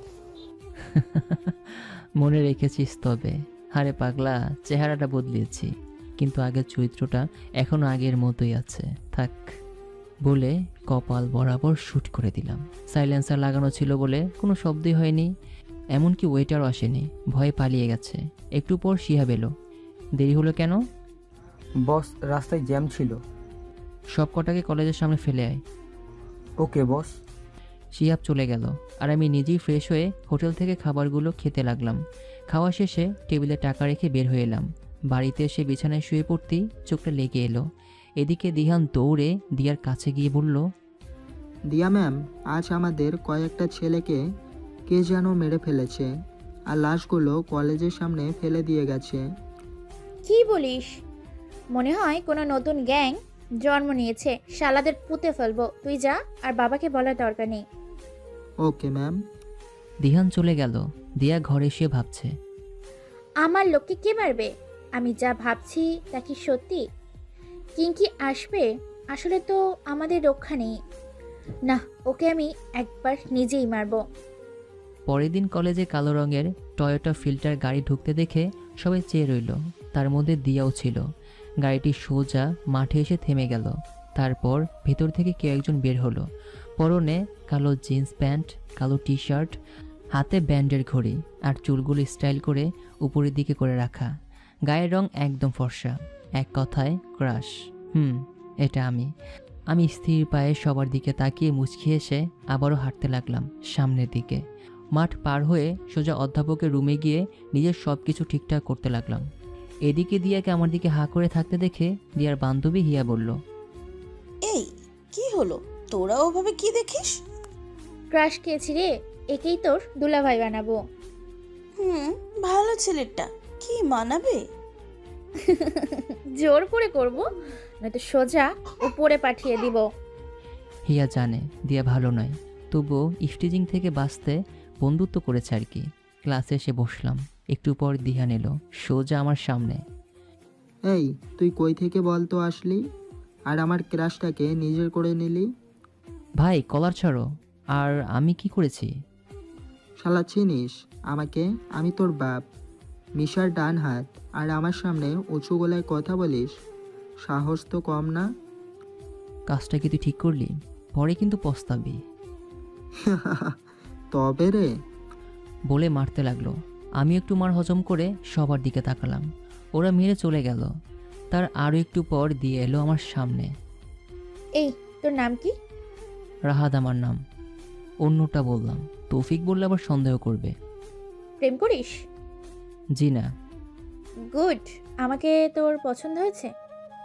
জি হয়েছে। বিয়ে করবি? আপনি রাজি থাকলে করব। আমি রাজি, চল এক্ষুনি বিয়ে করব। না না, এখন নয়, আগে প্রেম তারপর বিয়ে। ঠিক আছে তাহলে, আজ লং ড্রাইভে যাব তোমার সাথে। ঠিক আছে। দিয়া একটা কিস করে চলে গেল। দিয়া নিজের ফাঁদে নিজেই পা দিলি। তোর গরম আমি কমিয়ে দেব। চল শুধু আজ কোনো রকম ক্লাস করে বের হতেই দিয়া হাজির। তো আমার বাবুটা, চলো। হ্যাঁ বাবু চলো। দিয়াকে নিয়ে হাঁটতে যাব। অমনি পেছনে জোরে কিছু লাথির শব্দে পেছনে তাকিয়ে দেখলাম দিহান রাগে ফায়ার। ওকে আরও রাগাতে দিয়ার কোমরটা চেপে ধরে নিচের দিকে আনলাম। তারপর গাড়িতে উঠে সোজা সুন্দর একটা 5 স্টার হোটেল এলাম। দিয়াকে নামিয়ে ভেতরে যেতে নেব, কিন্তু দিয়া অবাক হয়ে বলল, রাহাত এখানে আসলে কেন? আরে সোনা, আমরা এনজয় করব, আমাদের রিলেশনের প্রথম দিন, চলো। দিয়া কিছু বলতে চেয়েছিল, কিন্তু না শুনে দিয়াকে জোর করে কোলে নিয়ে একটা রুমে ঢুকে দরজা বন্ধ করে দিলাম। তুমি তো খুব ফাস্ট। সোনা, তুমি রাজি তো? শালি, তোর চেয়েও বড় খেলোয়াড়কেও কাত করেছি, আর তো তুই। তারপর আর কি, হিংস্র পশুর মতো ওর নরম দেহটাকে কামড়ে কামড়ে খেয়েছি পুরো 3টা ঘন্টা। দিয়া আধমরা হয়ে গেছে দেখে ওকে ছেড়ে দিলাম। তুমি তো দেখি একটা পশু, এইভাবে কেউ করে? না হলে কি মজা পাওয়া যায়? কেন, ভালো লাগেনি তোমার? যা, কি যে বলো না। দিয়া উঠতেও পারছে না ব্যথায়। এটা দেখে আমি হাসলাম। তারপর নিজে ওকে তুলে নিয়ে গিয়ে ওর বাসায় রেখে আসলাম। রাতে হাঁটছি, এমন সময় একটা গাড়ি সামনে থামলো। সেখান থেকে কমসে কম 20 জনের মতো ছিল, দাঁড়িয়ে ছিল। আমি ওদের কাছে যেতেই মুখে রুমাল ধরিয়ে গাড়িতে তুলল। তারপর কিছু মনে নেই। চোখ খুলেই নিজেকে বাঁধা অবস্থায় দেখলাম সামনে দিহান দাঁড়িয়ে। আমি মুচকি এসে বললাম, কি হয়েছে রে, তুই আবার তুলে আনলি কেন আমাকে? তোর ক্লাস নিব রে, সাহস তো ভালোই। শোন ভাই, আমার ওইসবে কোনো ইন্টারেস্ট নেই। তোর মাল তুই রাখ, আমাদের মধ্যে ভেজাল করে কোনো লাভ নেই। তোকে পুরো 1 কোটি দিব, এখন আমার হাতের বাঁধনটা খুলে দে, ব্যথা করছে তো, মনে হয় টোপটা গিলেছে। সত্যি দিবি তো? বিশ্বাস না হলে আমার সাথে যাবি। না, তোকে বিশ্বাস করলাম। এই বাঁধন খুলে দে। বাঁধনটা খুলে ওরা পাশে দাঁড়ালো। আমি পকেট থেকে একটা সিগারেট বের করতে করতে বললাম, সবাই এগিয়ে এসো, তোমাদের সবাইকে একটা প্ল্যান বলি, আমাদের সবারই কিন্তু লাভ হবে এতে। সবাই দ্রুত এগিয়ে এলো, গোল হয়ে ঘিরে ধরলো। এই সুযোগে সিগারেটটা জ্বালিয়ে লম্বা একটা টান দিয়ে নিঃশ্বাস বন্ধ করে ধোঁয়াটাকে ছেড়ে দিলাম। অমনি ধূপধাপ করে পড়তে লাগলো সব কটা। সব পড়তে আমি ফোনটা বের করে শিহাবকে ফোন দিলাম। শিহাব, চলে এসো, হয়ে গেছে কাজ। ঠিক আছে। একটু পর শিহাব এলো, সব কটাকে তুলে নিয়ে গেল। আমিও গেলাম, ওদের সব কটাকে বেঁধে রেখেছি। শিহাব, জাগাও এদের। শিহাব গরম পানি মেরে দিল সবার মুখে। গরম পানি পড়ায় সবারই জ্ঞান ফিরল, আর নিজেদের বাধা অবস্থায় দেখে বলল, কিন্তু শিহাবের বাচ্চা, তুই আমাকে বেঁধে নিয়ে এসেছিস, তোকে তো। হা হা হা হা। আমি তাও তাদের। না ভাই, আমার এত সাহস নেই, থাকলে আগেই আনতাম। তো কার এত সাহস আমাকে তুলে এনেছে? আর রাহাত কই? দেখলে চিনতে পারবি তো? কাকে? হা হা হা হা হা। তোদের জম কিং তৌফিককে। সামনে তাকিয়ে দেখ, আসছে কিং। দিহান সামনে তাকিয়ে একদম জমে গেছে, কারণ সামনে আমি দাঁড়িয়েছিলাম। বাবা ভাই, আপনি কি কিং? হ্যাঁ ভাই, তা বল তোদের কি করব? ভাই মাফ করে দিন দয়া করে, আমি আপনাকে চিনতে পারিনি। শিহাব, জানিস এ আমাকে চড় মেরেছে, ক্লাসে কলার ধরেছে, তবুও কি ছেড়ে দিব কে? শালাকে পুঁতে ফেলবো, বস শুধু হুকুম করুন। জানো এ আমাকে কি করেছিল? আমার মাথায় বাড়ি দিয়েছিল, বুকে গুলিও করেছিল, তাও বলছে মাফ করে দিন। বলি শালা, আমিও তো ভালো নয় রে, ভালো অত আমি ভালো নই। খ্যাচ খ্যাচ করে 4 কোপে দিহানের হাত পা আলাদা করে দিলাম। কোনো শব্দ নেই মুখে, কারণ কোপ মারার আগেই টেপ লাগিয়ে দিয়েছিলাম। বস মরে যাবে, দ্রুত কিছু করুন। শিহাব, তুমি শ্যুট করো, আমি ওর মাথাটাকে আলাদা করে দিব একসাথে। শিহাব AK-47 দিয়ে ওর পুরো বুকে গুলি করতে লাগলো। আমিও ওর ধর থেকে মুন্ডটাকে আলাদা করে দিলাম। একে একে সবকটাকে মেরে সবার বুকে লিখে দিলাম, কিং ইজ ব্যাক। তারপর শিহাব লাশগুলোকে নিয়ে চলে গেল সোজা কলেজ মাঠে ঝুলিয়ে দিতে। পরের দিন কলেজে যেতেই দেখলাম পুলিশের ভিড়। এতগুলো লাশ কিসের, আর কে করেছে খুন, সেসব নিয়ে পুরো কলেজ ঘিরে রেখেছে। কই থেকে যেন দিয়ে আমার সামনে এসে জড়িয়ে ধরে কান্না করতে লাগলো। এর কান্না দেখে নিজের খুব খুশি লাগলো, তবুও মনটা খারাপ করে বললাম, কি হয়েছে দিয়া জানো, কান্না করছো কেন তুমি? আসলে আমার লোক দিহান খুন হয়েছে। কি খুন? কে করেছে? দিয়া চারদিকে চোখ ঘুরিয়ে এগিয়ে এসে বলল, কিং তৌফিক কে চেনো? সেই খুন করেছে। কি? আমিও তো শুনেছি মিশার গ্যাং ওকে 4 বছর আগে খুন করে নিজেই ডন হয়েছে। তুমি এগুলো জানো কি করে? আসলে আমি এতদিন লন্ডনে ছিলাম, দেশে আসার পর সব শুনেছি লোকদের মুখ থেকে আর কি। ও তাই বলো। দিয়া, আমি যতদূর জানি দিহান কাল রাতে আমাকে তুলে নিয়ে গিয়েছিল। কি? দিহান তোমায় তুলে নিয়ে গিয়েছিল? হ্যাঁ, আর মেরেছেও, কিন্তু হঠাৎ কেউ একজন দানব আকৃতির, পুরো 6 ফুট 2 ইঞ্চির মতো, প্রায় আমার মতো বডি বিল্ডার, মুখে কিংয়ের মতো মাস্ক পরে এসেছিল। এসে সবকটাকে শ্যুট করে আমার হাতের বাঁধন খুলে দিয়ে দিহানদের নিয়ে গিয়েছিল। দিয়ার দিকে তাকিয়ে দেখি ও কাঁপছে, হাত পা থর থর করছে, মনে হয় পড়ে যাবে, তাই ধরলাম আমি। ওটাই কিং ছিল। কি কিং? রাহাত প্লিজ আমাকে বাসায় নিয়ে চলো প্লিজ। ওকে বলে ওকে নিয়ে ওর বাসায় আসলাম, ওর রুমে। দিয়া, আমার না ইচ্ছে করছে এখন। রাহাত আমি চিন্তায় আছি, প্লিজ আজ নয় অন্য দিন। কিন্তু কে শোনে কার কথা? ওর এই মানসিক চিন্তার মাঝেও শারীরিক নির্যাতন করে ধুকে ধুকে মারব। এবারও পুরো 1 ঘন্টা নিজের চাহিদা মিটিয়ে পরে থাকা কাপড়গুলো পরে নিলাম, দিয়াও পরে নিল। তোমাকে মানা করলাম, শুনলে না কেন? কি করব, তোমাকে দেখে আর তো কন্ট্রোলই করতে পারিনি, মন চাচ্ছে আরও একটাবার করি।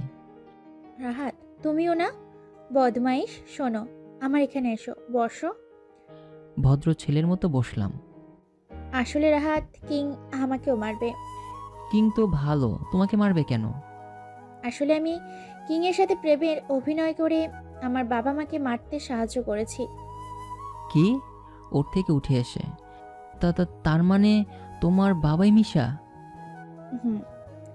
দিয়ে আমি গেলাম, আমাকে কিং মারবে, আমি আসি। বের হতে যাব, অমনি দিয়া দৌড়ে এসে জড়িয়ে ধরে বলল, বাবু, আমি তো ভালোবাসি তোমাকে, তোমার কিছু হতে দিব না, সত্যি। যদি তুমি কিংয়ের মতো আমার সাথে বেইমানি করবে না তা আমি বুঝবো কি করে? আর কিংয়ের সাথে তোমার শারীরিক সম্পর্ক হয়নি, বুঝবো কি করে এটা আমি? উফ, তুমিও না, ওকে আমি ছুঁতেও দিইনি। এখন প্লিজ আমার সাথে 5 দিন থাকো। বাবা বাইরে আছে, বাবা আসলেই তোমার সাথে পরিচয় করিয়ে দিয়ে তোমাকে নিয়ে দেশ ছেড়ে যাব। কিন্তু আমি যে তোমার সামনে থাকলে কন্ট্রোল করতে পারবো না নিজেকে। কন্ট্রোল করতে বলেছে কে? ধাক্কা দিয়ে ফেলে দিলাম। মনে মনে ভাবছি, প্রতিশোধের জন্য তো আমার স্ত্রীর হকটাকে নষ্ট করছি না, কিন্তু পরক্ষণে নরপশু জেগে উঠেছে খুবলে খুবলে খাওয়ার জন্য। যে কদিন ছিলাম রোজ ওকে ভোগের ন্যায় ব্যবহার করেছি। 5ম দিনে ওর বাবা আসার কথা, তাই সকালবেলা ইচ্ছে মতো ভোগ করে বের হতে যাব, ও আমাকে আটকালো। রাহাত, কোথায় যাচ্ছ? বাবা আসবে আজ। আমার কাজ আছে, তুমি থাকো, আমি 5 দিন পর আসবো। আর শুনো, আমার কথা তোমার বাবাকে বলবে না, কেমন? ঠিক আছে। চলে আসলাম এই জন্য আমার এখনও কয়েকজনকে শেষ করতে হবে। ফোনটা বের করে জ্যাককে ফোন দিলাম। Hello boss. জ্যাক, খোঁজ নাও, 3য় ব্যক্তি কই আছে? বস, আজ রাত 8টায় বেরিয়ে পড়বেন। না জ্যাক, আমি ওকে বাড়িতেই পেতে চাই। শুনেছি ওর নাকি বউটা খুব সুন্দর। বাড়ির ঠিকানা দাও তো। গুলশান রোড 3412 নং বাড়ি। ঠিক আছে জ্যাক, খেলা হবে আজ রাতে। ফোনটা কেটে শিহাবকে জানালাম। পরে আমি আমার সাধারণ ফোন দিয়ে হুমায়রাকে ফোন দিলাম। আসসালামু আলাইকুম। ওপাশ থেকে কোনো কথাই নেই। বুঝলাম পাগলিটা খুব অভিমান করেছে। আমি জানি কেউ একজন এখন আমার উপরে খুব অভিমান করে আছে। অবশ্য করারই কথা। আমি খুব শীঘ্রই আসছি, তার কাছে আসছি। সে কি এখন কথা বলবে? না, সে শুনবে না। আমি এক্ষুনি তাকে দেখতে চাই। সে না আসলে আমি সেখানে যাব, সে যেখানে আছে। কি আর করার, এখন 8টা বাজে। আমি ঠিক 12টার সময় তার সামনে থাকবো, কিন্তু শর্ত আছে। হ্যাঁ হ্যাঁ, বলো, আমি রাজি। আমার পছন্দের বিরিয়ানি আর গরুর মাংস কষা চাই, এবং আমার বউয়ের নিজ হাতে রান্না করতে হবে। ওপাশ থেকে হো হো করে হাসার আওয়াজ পেলাম। আরে বর্ষা, আমি সেসব জানি। যতই হোক আমার বর বলে কথা, তা আমি রান্না করতে লাগলাম। ঠিক 12টায় যেন কলিং বেল বাজে, না হলে। থাক, আর বলতে হবে না, আমি আসছি। ওকে, আল্লাহ হাফেজ। আল্লাহ হাফেজ। কোনো কিছু না ভেবে দ্রুত শিহাবকে বলে এয়ারপোর্টের উদ্দেশ্যে যেতে লাগলাম। দ্রুত ভেতরে গিয়ে সব কিছু ঠিকঠাক করতে প্রায় 1 ঘন্টা 30 মিনিট লেগে গেল, আর এয়ারপোর্টে আসতে প্রায় 30 মিনিট। এখন 10টা বাজে। কপাল বেয়ে ঘাম ছুটতে শুরু করেছে। একটু পর অনুমতি দিল হেলিকপ্টারে ওঠার। হেলিকপ্টারে করে বগুড়া 5 স্টার হোটেলে মোমো নিতে ল্যান্ড করতে 45 মিনিট লেগে গেল। দ্রুত সেখান থেকে হোটেলের মধ্যে গিয়ে সব কিছু ঠিকঠাক করতে আরও 30 মিনিট লাগলো। তারপর গাড়িতে করে বাড়িতে আস্তে আস্তে প্রায় আরও 30 মিনিট লাগলো। কপাল বেয়ে এতক্ষণ ঘাম বের হলেও ছোটাছুটি সার্থক হয়েছে। 15 মিনিট আগে এসে গিয়েছি। আশেপাশের দোকান থেকে পুরো দোকানের চিপস কিনতে আরও 10 মিনিট শেষ হলো। দ্রুত দরজার সামনে গেলাম। ঘড়ির দিকে তীক্ষ্ণ দৃষ্টিতে তাকিয়ে আছি। 11টা 59 মিনিট বাজে। আর মাত্র 1 মিনিট। ঘড়ির মিনিটের কাঁটা 12তে ঠেকতেই কলিং বেল চাপ দিলাম। সাথে সাথে দরজা খুলে গেল। সামনে তাকিয়ে সব ক্লান্তি দূর হয়ে গেল নিজের স্ত্রীকে দেখে। আর স্ত্রী আমার ব্যস্ত হয়ে পড়লো তার ওড়না দিয়ে আমার ঘামগুলো মুছে দিতে। তারপর আমার দিকে তাকিয়ে ফিক করে হেসে দিল। এর এই হাসির জন্য এত কিছু করা। হুমায়রার পেছনে আমার শাশুড়ি এসব দেখে হেসে দিয়ে চলে গেল। তুমি পারো বটে, একদম সঠিক সময়ে বেল বাজিয়েছো। আরে তো ঘামছো কেন? হাজার হলেও একটা মাত্র বউ আমার, তাকে কথা দিয়েছি ঠিক সময় আসবো, তাই তো দ্রুত এসেছে। খুশি হয়েছো তুমি? খুব। এসো ভিতরে এসো। আমি সোজা ডাইনিংয়ে গিয়ে বসে পড়লাম। পাশে আমার আর এক মা ছিল। তিনি আমার দিকে মায়াময়ী হাত দিয়ে আদর করে বলল, আমার ছেলেটাকে দেখি খুব টেনশনে ফেলেছিস আমার মেয়ে। মা, খুব। উফ, এতগুলো পথ এত কম সময় চলে এসেছি, যে কি বলো না তুমি। পাগল ছেলে, তা কই ছিলে বাবা? আমার কথা কি তোমার মনে পড়ে না? মা, আমার যাদের জন্য করুণ অবস্থা, আমার দেশের খারাপ অবস্থা, তাদের উপর প্রতিশোধ নিতে আমি দূরে আছি। মা, আমি অতটাও ভালো নই। আমার সাথে যা করেছে সেটা মাফ করলাম, কিন্তু আমার সে ছোট সেসব অনাথ ভাই বোনেরা যে আমার জন্য কেঁদেছে, আমি কি তাদের এই কান্না ভুলতে পারবো? কখনই না মা, কখনই আমি পারবো না এটা। হুমায়রা একের পর এক আইটেম নিয়ে এসে রাখছে। একটু পর আমাকে আর মাকে সার্ভ করে দিল, কিন্তু সে বসলো না। আমি বলার পরও না, আমার খাওয়ার দিকে তাকিয়ে আছে। মা মনে হয় কিছু একটা আন্দাজ করেছে, তাই খাবার নিয়ে রুমে যেতেই হুমায়রা আমার কোলে বসে পড়ল। তারপর অভিমানী কণ্ঠে বলল, তুমি তো রাক্ষস, আমাকে খাওয়াবে কে? কেন, তুমি তুলে খাবে?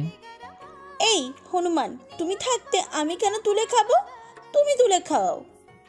বললাম তো পারবো না। সত্যি তো, আমাকে কেন খাওয়াবে? খাবো না।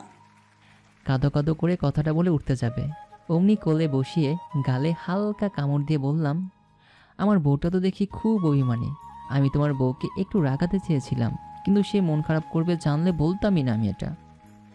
তাই বলে গালে কামড় দিলে কেন? আমি আবারও কামড় দিলাম। কেন? আমি আমার বউকে কামড় দিব, চুমু দিব, আদর করব, তাতে ডাক্তার ম্যাম আপনার কি? হয়েছে হয়েছে, এখন খাও, ক্ষুধা পেয়েছে। কি করব পাঠক পাঠিকা, একটা মাত্র বউ আমার। যতই মাস্তান হই, বউয়ের কাছে রোমান্টিক আর ভীতু হতে হয়। বউকে খাওয়াচ্ছি, আমিও খাচ্ছি। খাওয়ার শেষে হুমায়রার হাতে কামড় দিয়ে দিল। কি হলো এটা? কামড় দিলে কেন? আমার একটা মাত্র বর বিয়ের প্রথম এত আদর করে খাওয়ালো, তাই একটু তাকে আদর করলাম। এটা আদর? কামড় দিয়ে আদর? এই যে মিস্টার, আমি আমার স্বামীর হাতে কামড় দিয়েছি, তাতে আপনার কি? আমি তাকে কামড় দেবো, হাতে রক্ত বের করব, তারপর সেই হাতে ব্যান্ডেজ করে নিজে হাতে তুলে খাওয়াবো, বুঝেছেন? পাগলি আমার কথা আমাকে ফেরত দিচ্ছ? মিস্টার বর। খাওয়া দাওয়া করে বউটাকে কোলে নিয়ে শুয়ে পড়লাম। কিছুক্ষণ ঘুমিয়ে ফ্রেশ হয়ে হুমায়রার দিকে তাকালাম। সে মনটা খারাপ করে চেয়ে আছে। বউ, আমি আসছি। আবার কবে আসবে? সামনের সপ্তাহে। অপেক্ষা করব আমি। হুমায়রা শোনো, আমি একটা নাম্বার দিব, তুমি এই নাম্বারে কখনো ফোন দিবে না যতক্ষণ না আমাকে তুমি কন্ট্যাক্ট করতে না পারো।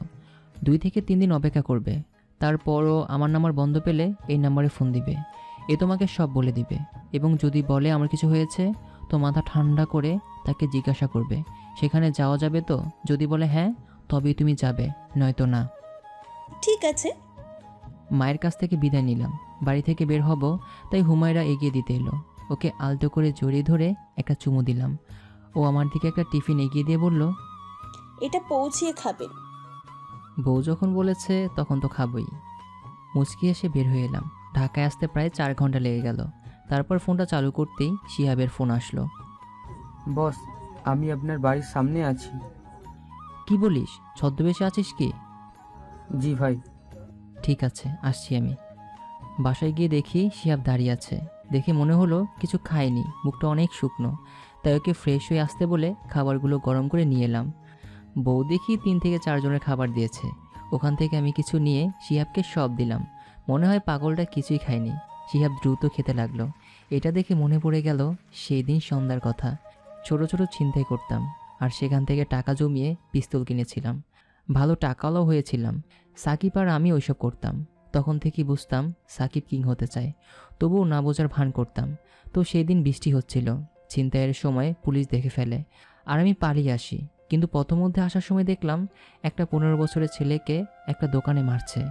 এগিয়ে গিয়ে শুনতে পেলাম ছেলেটা ওই দোকান থেকে রুটি চুরি করে খেয়েছে, সেজন্য নাকি মারছে। তাই আমি এগিয়ে গিয়ে ছেলেটাকে তুলে বললাম, ভাই তোর নাম কি, আর ও তোকে মারছে কেন?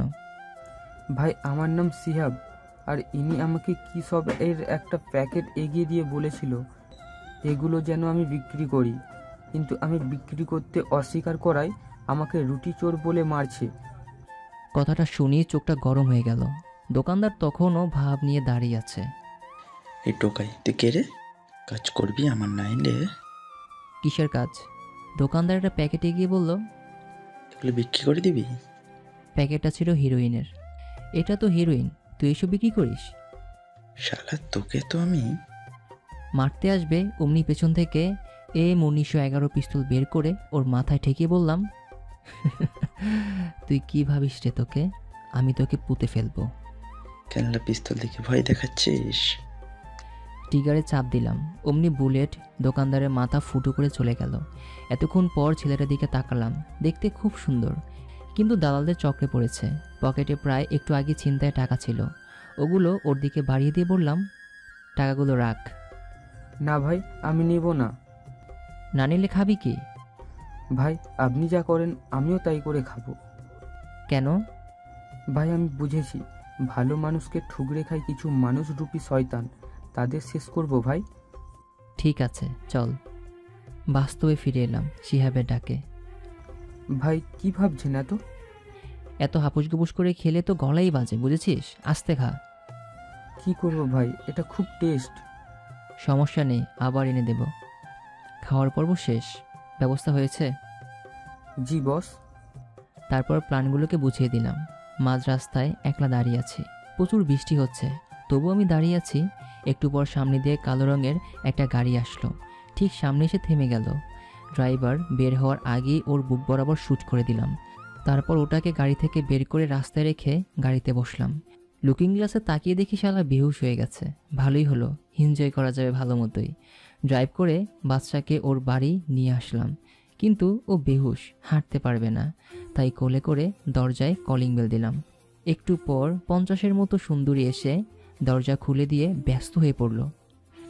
এই ছেলে, তুমি কে? আমার স্বামীর কি হয়েছে? অতিরিক্ত ড্রিঙ্কস করায় কোনো জ্ঞান নেই। আমি ওনার নতুন ড্রাইভার, এনাকে কোথায় রাখবো? ভিতরে রাখো। চেহারায় কেমন যেন কুমারী ভাব। আমি বাদশাকে ভেতরে নিয়ে গিয়ে ধপাস করে ফেলে দিয়ে মহিলাটাকে নিয়ে সোফার উপরে ঝাঁপিয়ে পড়লাম। মহিলা ছাড়ানোর চেষ্টায় ব্যস্ত, কিন্তু আমি ওর প্রত্যেক অঙ্গে এমন কামড় দিয়েছি যে শুধু চিৎকারের শব্দই আসছে। ছেড়ে দে আমাকে। আমি কে জানিস? আমি এই থানার অফিসারের স্ত্রী, তোকে আমি ফাঁসিতে লটকাবো। আমি কে জানিস? কিং চিনিস? তুই কেমন মা যে নিজের ছেলে মানে দিহানকে অন্যের বাড়িতে রাখিস একটা মেয়েকে পটাতে? কত মেয়েকে তোর সামনে নষ্ট করেছে, তা তো তুই জানিস। বাধা দিয়েছিলি, এখন ছটপট করিস কেন?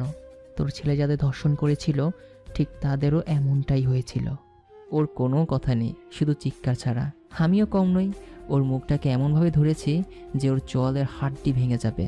প্রায় 3 থেকে 4 ঘন্টা এক নাগারে শারীরিক নির্যাতন সহ্য করতে না পেরে বেচারি মারা গেল, আর নিজের মুখে হাসি ফুটে উঠল। ওকে ছেড়ে বাসার সামনে এলাম। তারপর পাশে একটা চেয়ারের সাথে বেঁধে কিচেন থেকে ধারালো ছুরি, কাঁটা চামচ আর গরম পানির উচ্চ গরম পানি এনে ওর পুরুষাঙ্গের উপর ঢেলে দিলাম। সাথে এবার চোখ বড় করে তাকালো।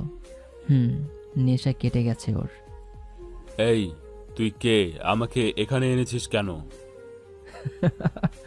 কিছু প্রশ্নের উত্তর জানতে। কে কে কে তুই? কে হতে পারি বলতো? চিনিসনি এখনো? কিং। যাক, তাহলে চিনতে পেরেছিস তবে। ভাই আমাকে মারবেন না ভাই, প্লিজ আমাকে মারবেন না ভাই। ঠিক আছে, এখন আমার কিছু প্রশ্নের সত্যি উত্তর দিবি। হ্যাঁ হ্যাঁ দিব, বলুন ভাই। আমার মা কই? চুপ। আমি নাকি সন্ত্রাসী হামলাকারী, তাই না? চুপ। আমার মা তোর কাছে গিয়েছিল তোকে আমার খবর জানাতে। তুই আমার মাকে লাথি মারলি, বের করে দিলি, আবার পরের দিন রাতে তুলে নিয়ে গেলি। বল আমার মা কই? চুপ। বাচ্চা চুপ থাকা দেখে শরীরের রক্ত গরম হয়ে গেল। কাঁটা চামচ ওর 2 হাতে অসংখ্য বার ঢুকাতে লাগলাম। বল, দ্রুত বল। আমার বেডরুমের খাটের নিচে আন্ডারগ্রাউন্ড রুম আছে। আমি ব্লুটুথ ইয়ারফোনে। শিহাব, বাইরে কভার করো। ওকে। আমি দ্রুত বেডরুমে গিয়ে খাটটাকে খুব কষ্টে সরালাম। তারপর চেয়ে দেখলাম একটা দরজা নিচের দিকে চলে গেছে। খুব সাবধানে নিচে নামতে লাগলাম। অন্ধকার পেরিয়ে আলোর সূচনা হতেই চোখ দিয়ে পানি বের হয়ে গেল।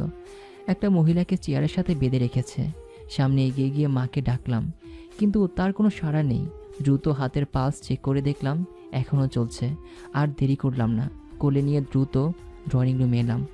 বাচ্চা, আমার মা এমন নিশ্চুপ হয়ে আছে কেন? বল তাড়াতাড়ি। ভাই, ওনাকে ঘুমের ইঞ্জেকশন দিয়ে ঘুমিয়ে রেখেছি। ভালো করেছিস। ভাই, এবার তো আমাকে ছাড়ুন। হ্যাঁ রে, ছাড়বো। তা বলতো, কোন হাত দিয়ে তুই লিখিসনি? এই ডান হাত। ধারালো ছুরিটা দিয়ে জোরে কোপ মারার পর ওর হাতটা ভিন্ন হয়ে গেল। ওর মুখে কষ্টে। তাই এবার বল, কোন পা দিয়ে জানি লাথি মেরেছিস? এটা না, এটা। ক্যাচ ক্যাচ করে পা দুটো আলাদা করে দিলাম। ওর বুকে লিখে দিলাম, king is back, now it time is start Misha. লেখা শেষ হলে ওর বুকে, নাকে, চোখে সব জায়গায় চাকু ঢুকিয়েছি। তখন মনে পড়ল আমার মায়ের কথা। দ্রুত তাকে নিয়ে গাড়িতে বসলাম। শিহাব, দ্রুত গাড়ি ড্রাইভ কর, বগুড়া যাব। শিহাব, দ্রুত চল। বস, ইনি কে? এটা আমার মা, মানে তোরও। তুই দ্রুত গাড়ি চালা। পকেট থেকে ফোনটা বের করে হুমায়রাকে ফোন দিলাম। কয়েকবার রিং হলো, ধরলো না। আবার দিলাম, এবার ধরলো।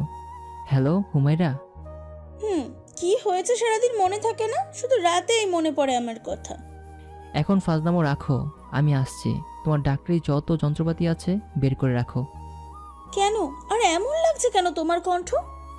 হুমায়রা, তোমায় যা বলেছি তাই করো, দ্রুত। ফোন কেটে মায়ের মাথায় হাত বুলিয়ে দিতে লাগলাম। কতদিন পর দেখলাম একদম শুকিয়ে গেছে। প্রায় 4 ঘন্টা পর বাড়িতে এলাম। আমি কলিং বেল বাজাবো, এমন সময় খুলে গেল। আমি কথা না বাড়িয়ে দ্রুত মাকে পাশের রুমে নিয়ে গেলাম। হুমায়রা, দেখো তো আমার মার কি হয়েছে, জ্ঞান নেই কেন ওনার? কি? এটা তোমার মা? হ্যাঁ হুমায়রা, এখন কথা কম বলে দ্রুত দেখো তুমি। হুমায়রা একবার চোখ আবার পালস চেক করে। একটু পর কই থেকে যেন স্লাইন নিয়ে এসে তা লাগিয়ে দিয়ে হাসি মুখে বলল, সমস্যা নেই জানা, উনি ঠিক আছে। তবে মনে হয় কোনো অন্ধকার বা আলো বাতাসহীন জায়গায় রাখা হয়েছিল, যার জন্য খাওয়া দাওয়া করলেও এমন হয়েছে। আর প্রচুর ঘুমের ইঞ্জেকশন দেওয়া হয়েছে। হুমায়রা, বাড়িটা আবার পাল্টাতে হবে, দ্রুত সবকিছু গুছিয়ে নাও। কেন? এটা তো ভালো আছে। না হুমায়রা, তুমি যাও। আর মা কই? ঘুমিয়ে পড়েছে। ঠিক আছে, ডাকতে হবে না বলে নিজে গিয়ে কোলে করে এনে গাড়িতে বসালাম।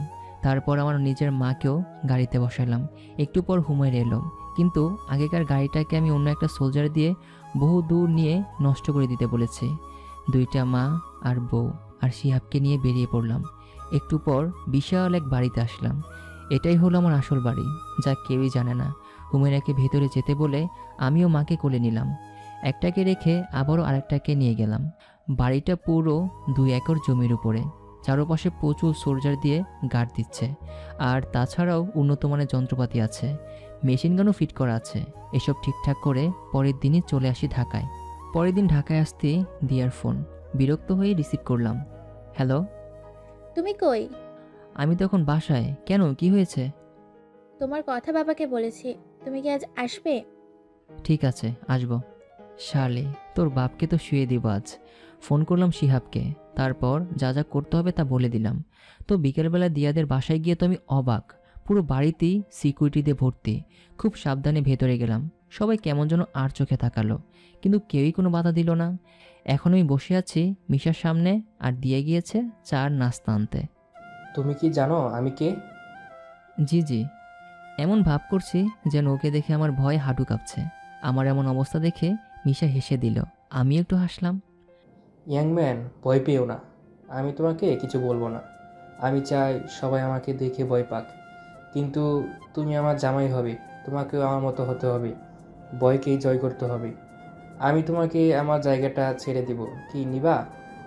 না না বস, আমি এসবের মধ্যে জড়াইতে চাই না। তবুও আপনি বললে আপনার মতো হব, তবে আপনার জায়গা আপনারই থাকবে। সাবাস, তোমাকে আমার পছন্দ হয়েছে। তোমাকে আমি আমার মেয়ের যোগ্য হিসাবে নির্বাচিত করলাম। আজ রাত 8টায় তোমাদের বিয়ে, আর রাত 12টায় তোমাদের ফ্লাইট আমেরিকায়। ওখানেই হানিমুন সেরে ফেলবা, আর না হলে প্লেনেই সারতে পারো, প্রাইভেট জেটে যাবে। বলে আমার কাঁধ চাপড়ে দিল। মানে যৌতুক চাচ্ছ নাকি? আসলে আমার তো বাবা মা নেই। আপনি আমার বাবার মতো, আপনি যা বলবেন তাই হবে। রাহাত, মন খারাপ করো না, আমি আছি। চলো বিয়ের সব কিছু রেডি করি। এখন রাত ঠিক 8টা বাজে, সব কিছু রেডি। একজন কাজী বিয়ে পড়াচ্ছে। আমাকে কবুল বলতে বলার সাথে সাথেই কাজী মাথা থুবড়ে পড়ে গেল, আর একটা গুলি ঠিক মিশার লাগতেই আসছিল, কিন্তু আমি দ্রুত মিশাকে ধাক্কা দিয়ে সরিয়ে দিলাম। অমনি গুলিটা আমার বাঁ হাত ফুটো করে দিল। সাথে সাথে পুরো বিয়ের আসর গোলাগুলিতে ব্যস্ত হয়ে পড়ল, কিন্তু কেউ কাউকে দেখতে পেল না। শুধু শুধু হাওয়াতেই ফায়ার করতে লাগলো। মিশা মাটি থেকে উঠে অবাক হয়ে তাকালো আমার দিকে। ততক্ষণ আমি ভয়ে আর ব্যথায় নিচে শুয়ে পড়েছি। মিশা দ্রুত আমাকে নিয়ে ঘটনাস্থল ত্যাগ করলো। ভাবছেন তো কি হলো? আরে ভাই, এটাই তোমার প্ল্যান ছিল। আর গুলি হামলা করেছে আমার লোকরাই। আর আমি মিশাকে কেন বাঁচালাম? আরে ভাই, ওর বিশ্বাস অর্জনের জন্যই তো আমি এমনটা করলাম। হসপিটালের বেডে শুয়ে আছি, পাশে দিয়া আর আরেক পাশে মিশা। বাবা, তুমি আমাকে বাঁচাতে নিজেকে মৃত্যুর দুয়ারে ঠেলে দিলে কেন? আপনি আমার বাবা আর হবু শ্বশুরও। আপনাকে রক্ষা করা তো আমার দায়িত্ব। দেখলে বাবা, আমি ঠিক মানুষকে বেছে নিয়েছি। এটা কে করতে পারে? আর দিহান কই? আসলে বাবা, দিহান খুন হয়েছে, সাথে বাদশাও খুন হয়েছে। কি? তুই আমাকে আগে বলিসনি কেন? কে খুন করেছে? বাবা, কিং কিং আবার ফিরে এসেছে। আর ওই এসব করছে। আমার মনে হয় আজকের হামলাও ওই করেছে। দিয়া, তুমি বাইরে যাও, জামাইয়ের সাথে কথা আছে আমার। আমি থাকলে কি হবে? তুমি বাইরে যাও। দিয়া চলে গেল। রাত, আমি জানি তুমি কে। মানে? তুমি লন্ডনের একজন মাস্তান, তাই তো? আপনার কাছে কিছুই লুকাবো না। হ্যাঁ, সত্যি, আমি লন্ডনের একজন মাস্তান দলের লিডার ছিলাম। তুমি এখানে এসেছো কেন? আমি এখানে এসেছি কিংয়ের খোঁজে। যে কিং 4 বছর আগে মারা গিয়েছিল, তাকে আমি লন্ডনে দেখেছি। আর আপনি নাকি ওকে মেরেছেন, তাই আপনার সাহায্যের জন্য এসেছি আমি। কিং আমার প্রায় 400 কোটি টাকা লস খাইয়েছে, তাই ওকে আমি শেষ করে দিব। এই না হলে আমার জামাই। বলো, প্ল্যান কি? তেমন কিছুই না। আর হ্যাঁ, খবর পেয়েছি দিয়া কিংকে সব খবর দিচ্ছে। আপনার আসার খবর ওই দিয়েছে। কিন্তু তুমি এগুলা জানলে কেমনে? বাবা, আমি লন্ডনের মাফিয়া লিডার। অনেক উন্নত প্রযুক্তি আছে আমার কাছে। আপনি কি প্রমাণ চান? হ্যাঁ হ্যাঁ, বলো। আপনার মেয়ে আপনাকে কেন দিহান আর বাদশার খুনের কথা বলেনি জানেন? জানলে আপনি আসতেন না তাই। আর আপনাকে সহ আমাকেও কিং মারবে। এখন কি করব? শুনুন, আগে দিয়াকে মেরে দিব, তারপর কিংকে পাকড়াও করব। হ্যাঁ, দিয়াকে মারা আমার কিছুই না, আর ও আমার মেয়েও না। এটাও আমি জানি, তাই তো আপনার সাথে বেইমানি করেছে। এক্ষুনি দিয়াকে শেষ করে দিই। আপনি বোকা কেন? এমন চাল চালবো, সাপও মরবে, লাঠিও ভাঙবে না। তারপর সব বললাম মিশাকে। এটা আপনাদের না জানলেও চলবে। বাহ, দারুণ বুদ্ধি। তো দুজন মিলে রাজ করবো এই বাংলাদেশ, কি বলো? না না, আমি আবার ফিরে যাব লন্ডনে। বাংলাদেশ তো আপনারই থাকবে। এটা শুনে মিশা তো খুশিতে লাফাতে লাগলো। সত্যি? সত্যি। আর শুনুন, আমি শুনেছি কিং আপনার লোকদেরকে কিনে নিয়েছে, তাই কারো উপরে কিন্তু বিশ্বাস না করে ভালো। তো কি করবো এখন? সুস্থ হই। আমার লোকজন দেশে আসলে কিংয়ের খেল খতম করে দিব। 10টা দিন হসপিটাল থেকে মিশাকে নিয়ে নির্জন জায়গায় আসলাম। শিহাবকে প্ল্যান বুঝিয়ে দিচ্ছি।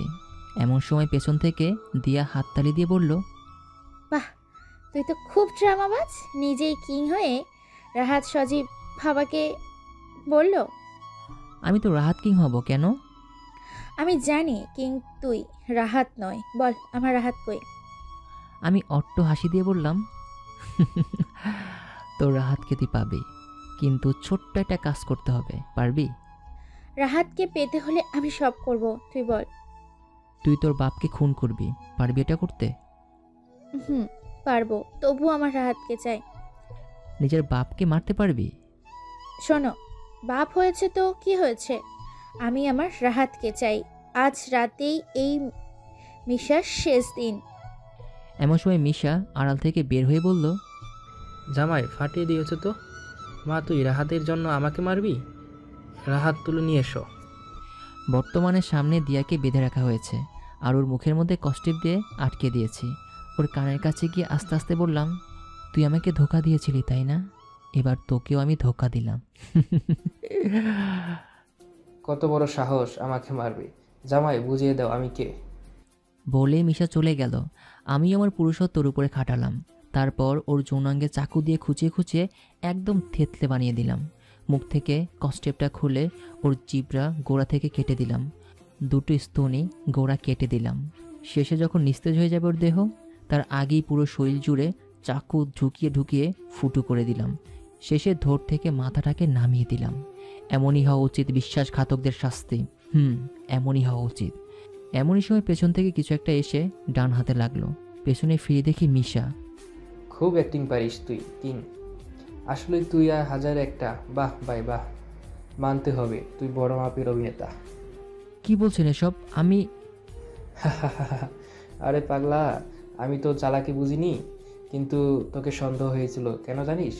তোর শরীরে আমি চিপ লাগিয়েছিলাম। এই 10 দিনে তুই যা বলেছিস সবই শুনেছি। আবার হয়তো ভাবছিস তুই আমার এই মেয়েকে ধোঁকা দিয়ে মারলি, কিছু বললাম না কেন? আর এটা তো সিম্পল, ও আমাকে মারতে চেয়েছিল। বাহ, তোর তো দেখি খুব বুদ্ধি হয়েছে রে। বলতেই আরও একটা গুলি ডান বুকে লাগলো। ফিনকি দিয়ে রক্ত বের হতে লাগলো।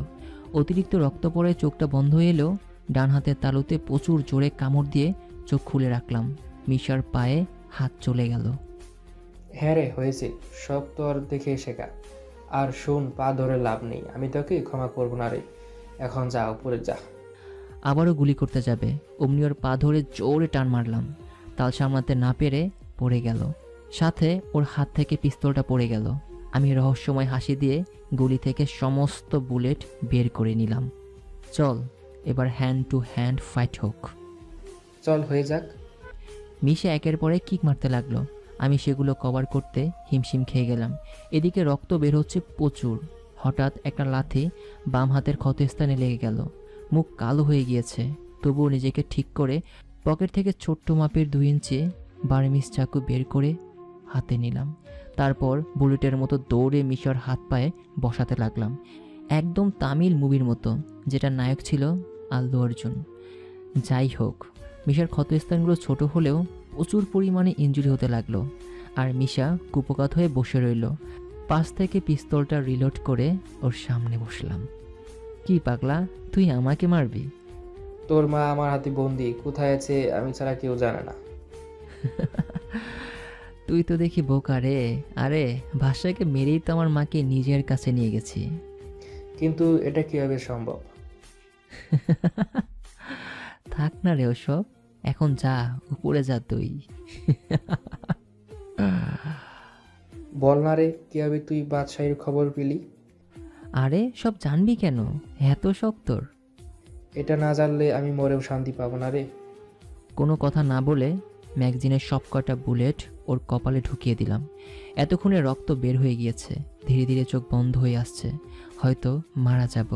হুমায়রার মুখটা ভেসে উঠল চোখের সামনে। চোখটা বন্ধ করার আগেই দেখলাম কেউ একজন দৌড়ে আসছে। তারপর কিছু মনে নেই।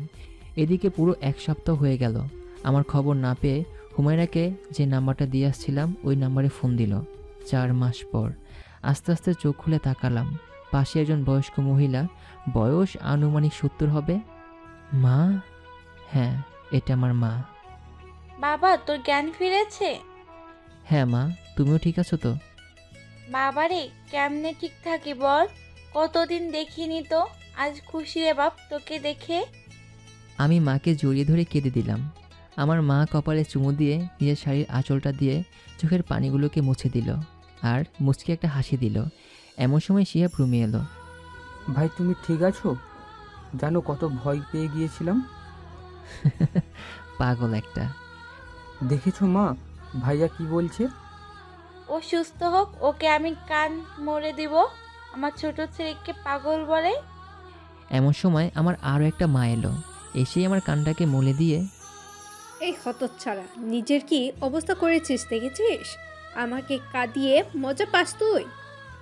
মা আর হবে না, এখন থেকে তোমাদের সাথেই থাকবো। আর সেই কিং জেগে উঠবে না আমার। তোকে আর ওমন হতে দিলে তো? ঠিক বলেছ, একে আমরা দুজন মিলে সোজা করব। দুজন না বেআইন, বলুন 3 জন। তা সেই তৃতীয় ব্যক্তি কই? মনে হয় অভিমান করেছে। চলো ওকে পাঠিয়ে দেই। মা ছোট মা বের হয়ে গেল। আমার চোখ দরজার দিকে। একটু পর বেবি পাম নিয়ে একটা মেয়ে এগিয়ে এলো। হ্যাঁ, এটা আমার হুমায়রা। হুমায়রা এসে ঠাস করে চর বসিয়ে দিল, তারপর জড়িয়ে ধরে কেঁদে দিল। তারপর আস্তে আস্তে আমার হাতটা তার পেটে নিয়ে গেল। এর কথা কি তোমার ভাবতে হবে না বলো? চুপ। জানো, তুমি আসার পরের দিনই বমি করতে থাকি। বডিগার্ডদের সাহায্যে হসপিটালে গিয়ে চেক আপ করিয়ে জানতে পারি আমি মা হতে চলেছি। এটা তো তোমাকে জানানোর জন্য ফোন দিলাম, বন্ধ তোমার ফোন।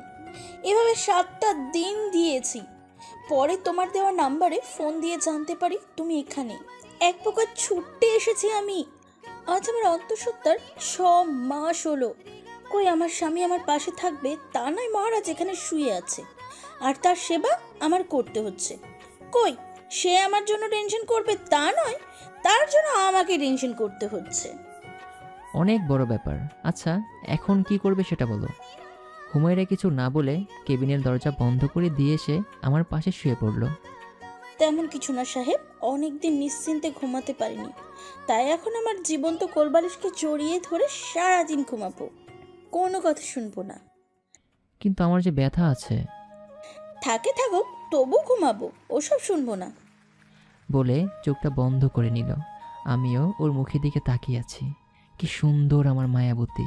নিজের অজান্তে ওর কপালে ভালোবাসার পরশ দিয়ে জড়িয়ে ধরলাম। চোখ বন্ধ করার আগেই দেখছি হুমায়রা ঠোঁটের কোণে হাসি।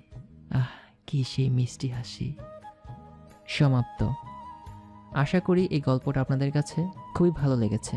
যদি বেশি ভালো লেগে থাকে তাহলে অবশ্যই আমাদেরকে একটু বেশি বেশি সাপোর্ট করবেন এবং এইরকম আরও ইন্টারেস্টিং এবং সুন্দর সুন্দর গল্প পেতে আমাদের সাথেই থাকবেন এবং আমাদের চ্যানেলটাকে সাবস্ক্রাইব করে রাখবেন। সবাই ভালো থাকবেন, সুস্থ থাকবেন এবং আমাদের সাথেই থাকবেন। আল্লাহ হাফেজ।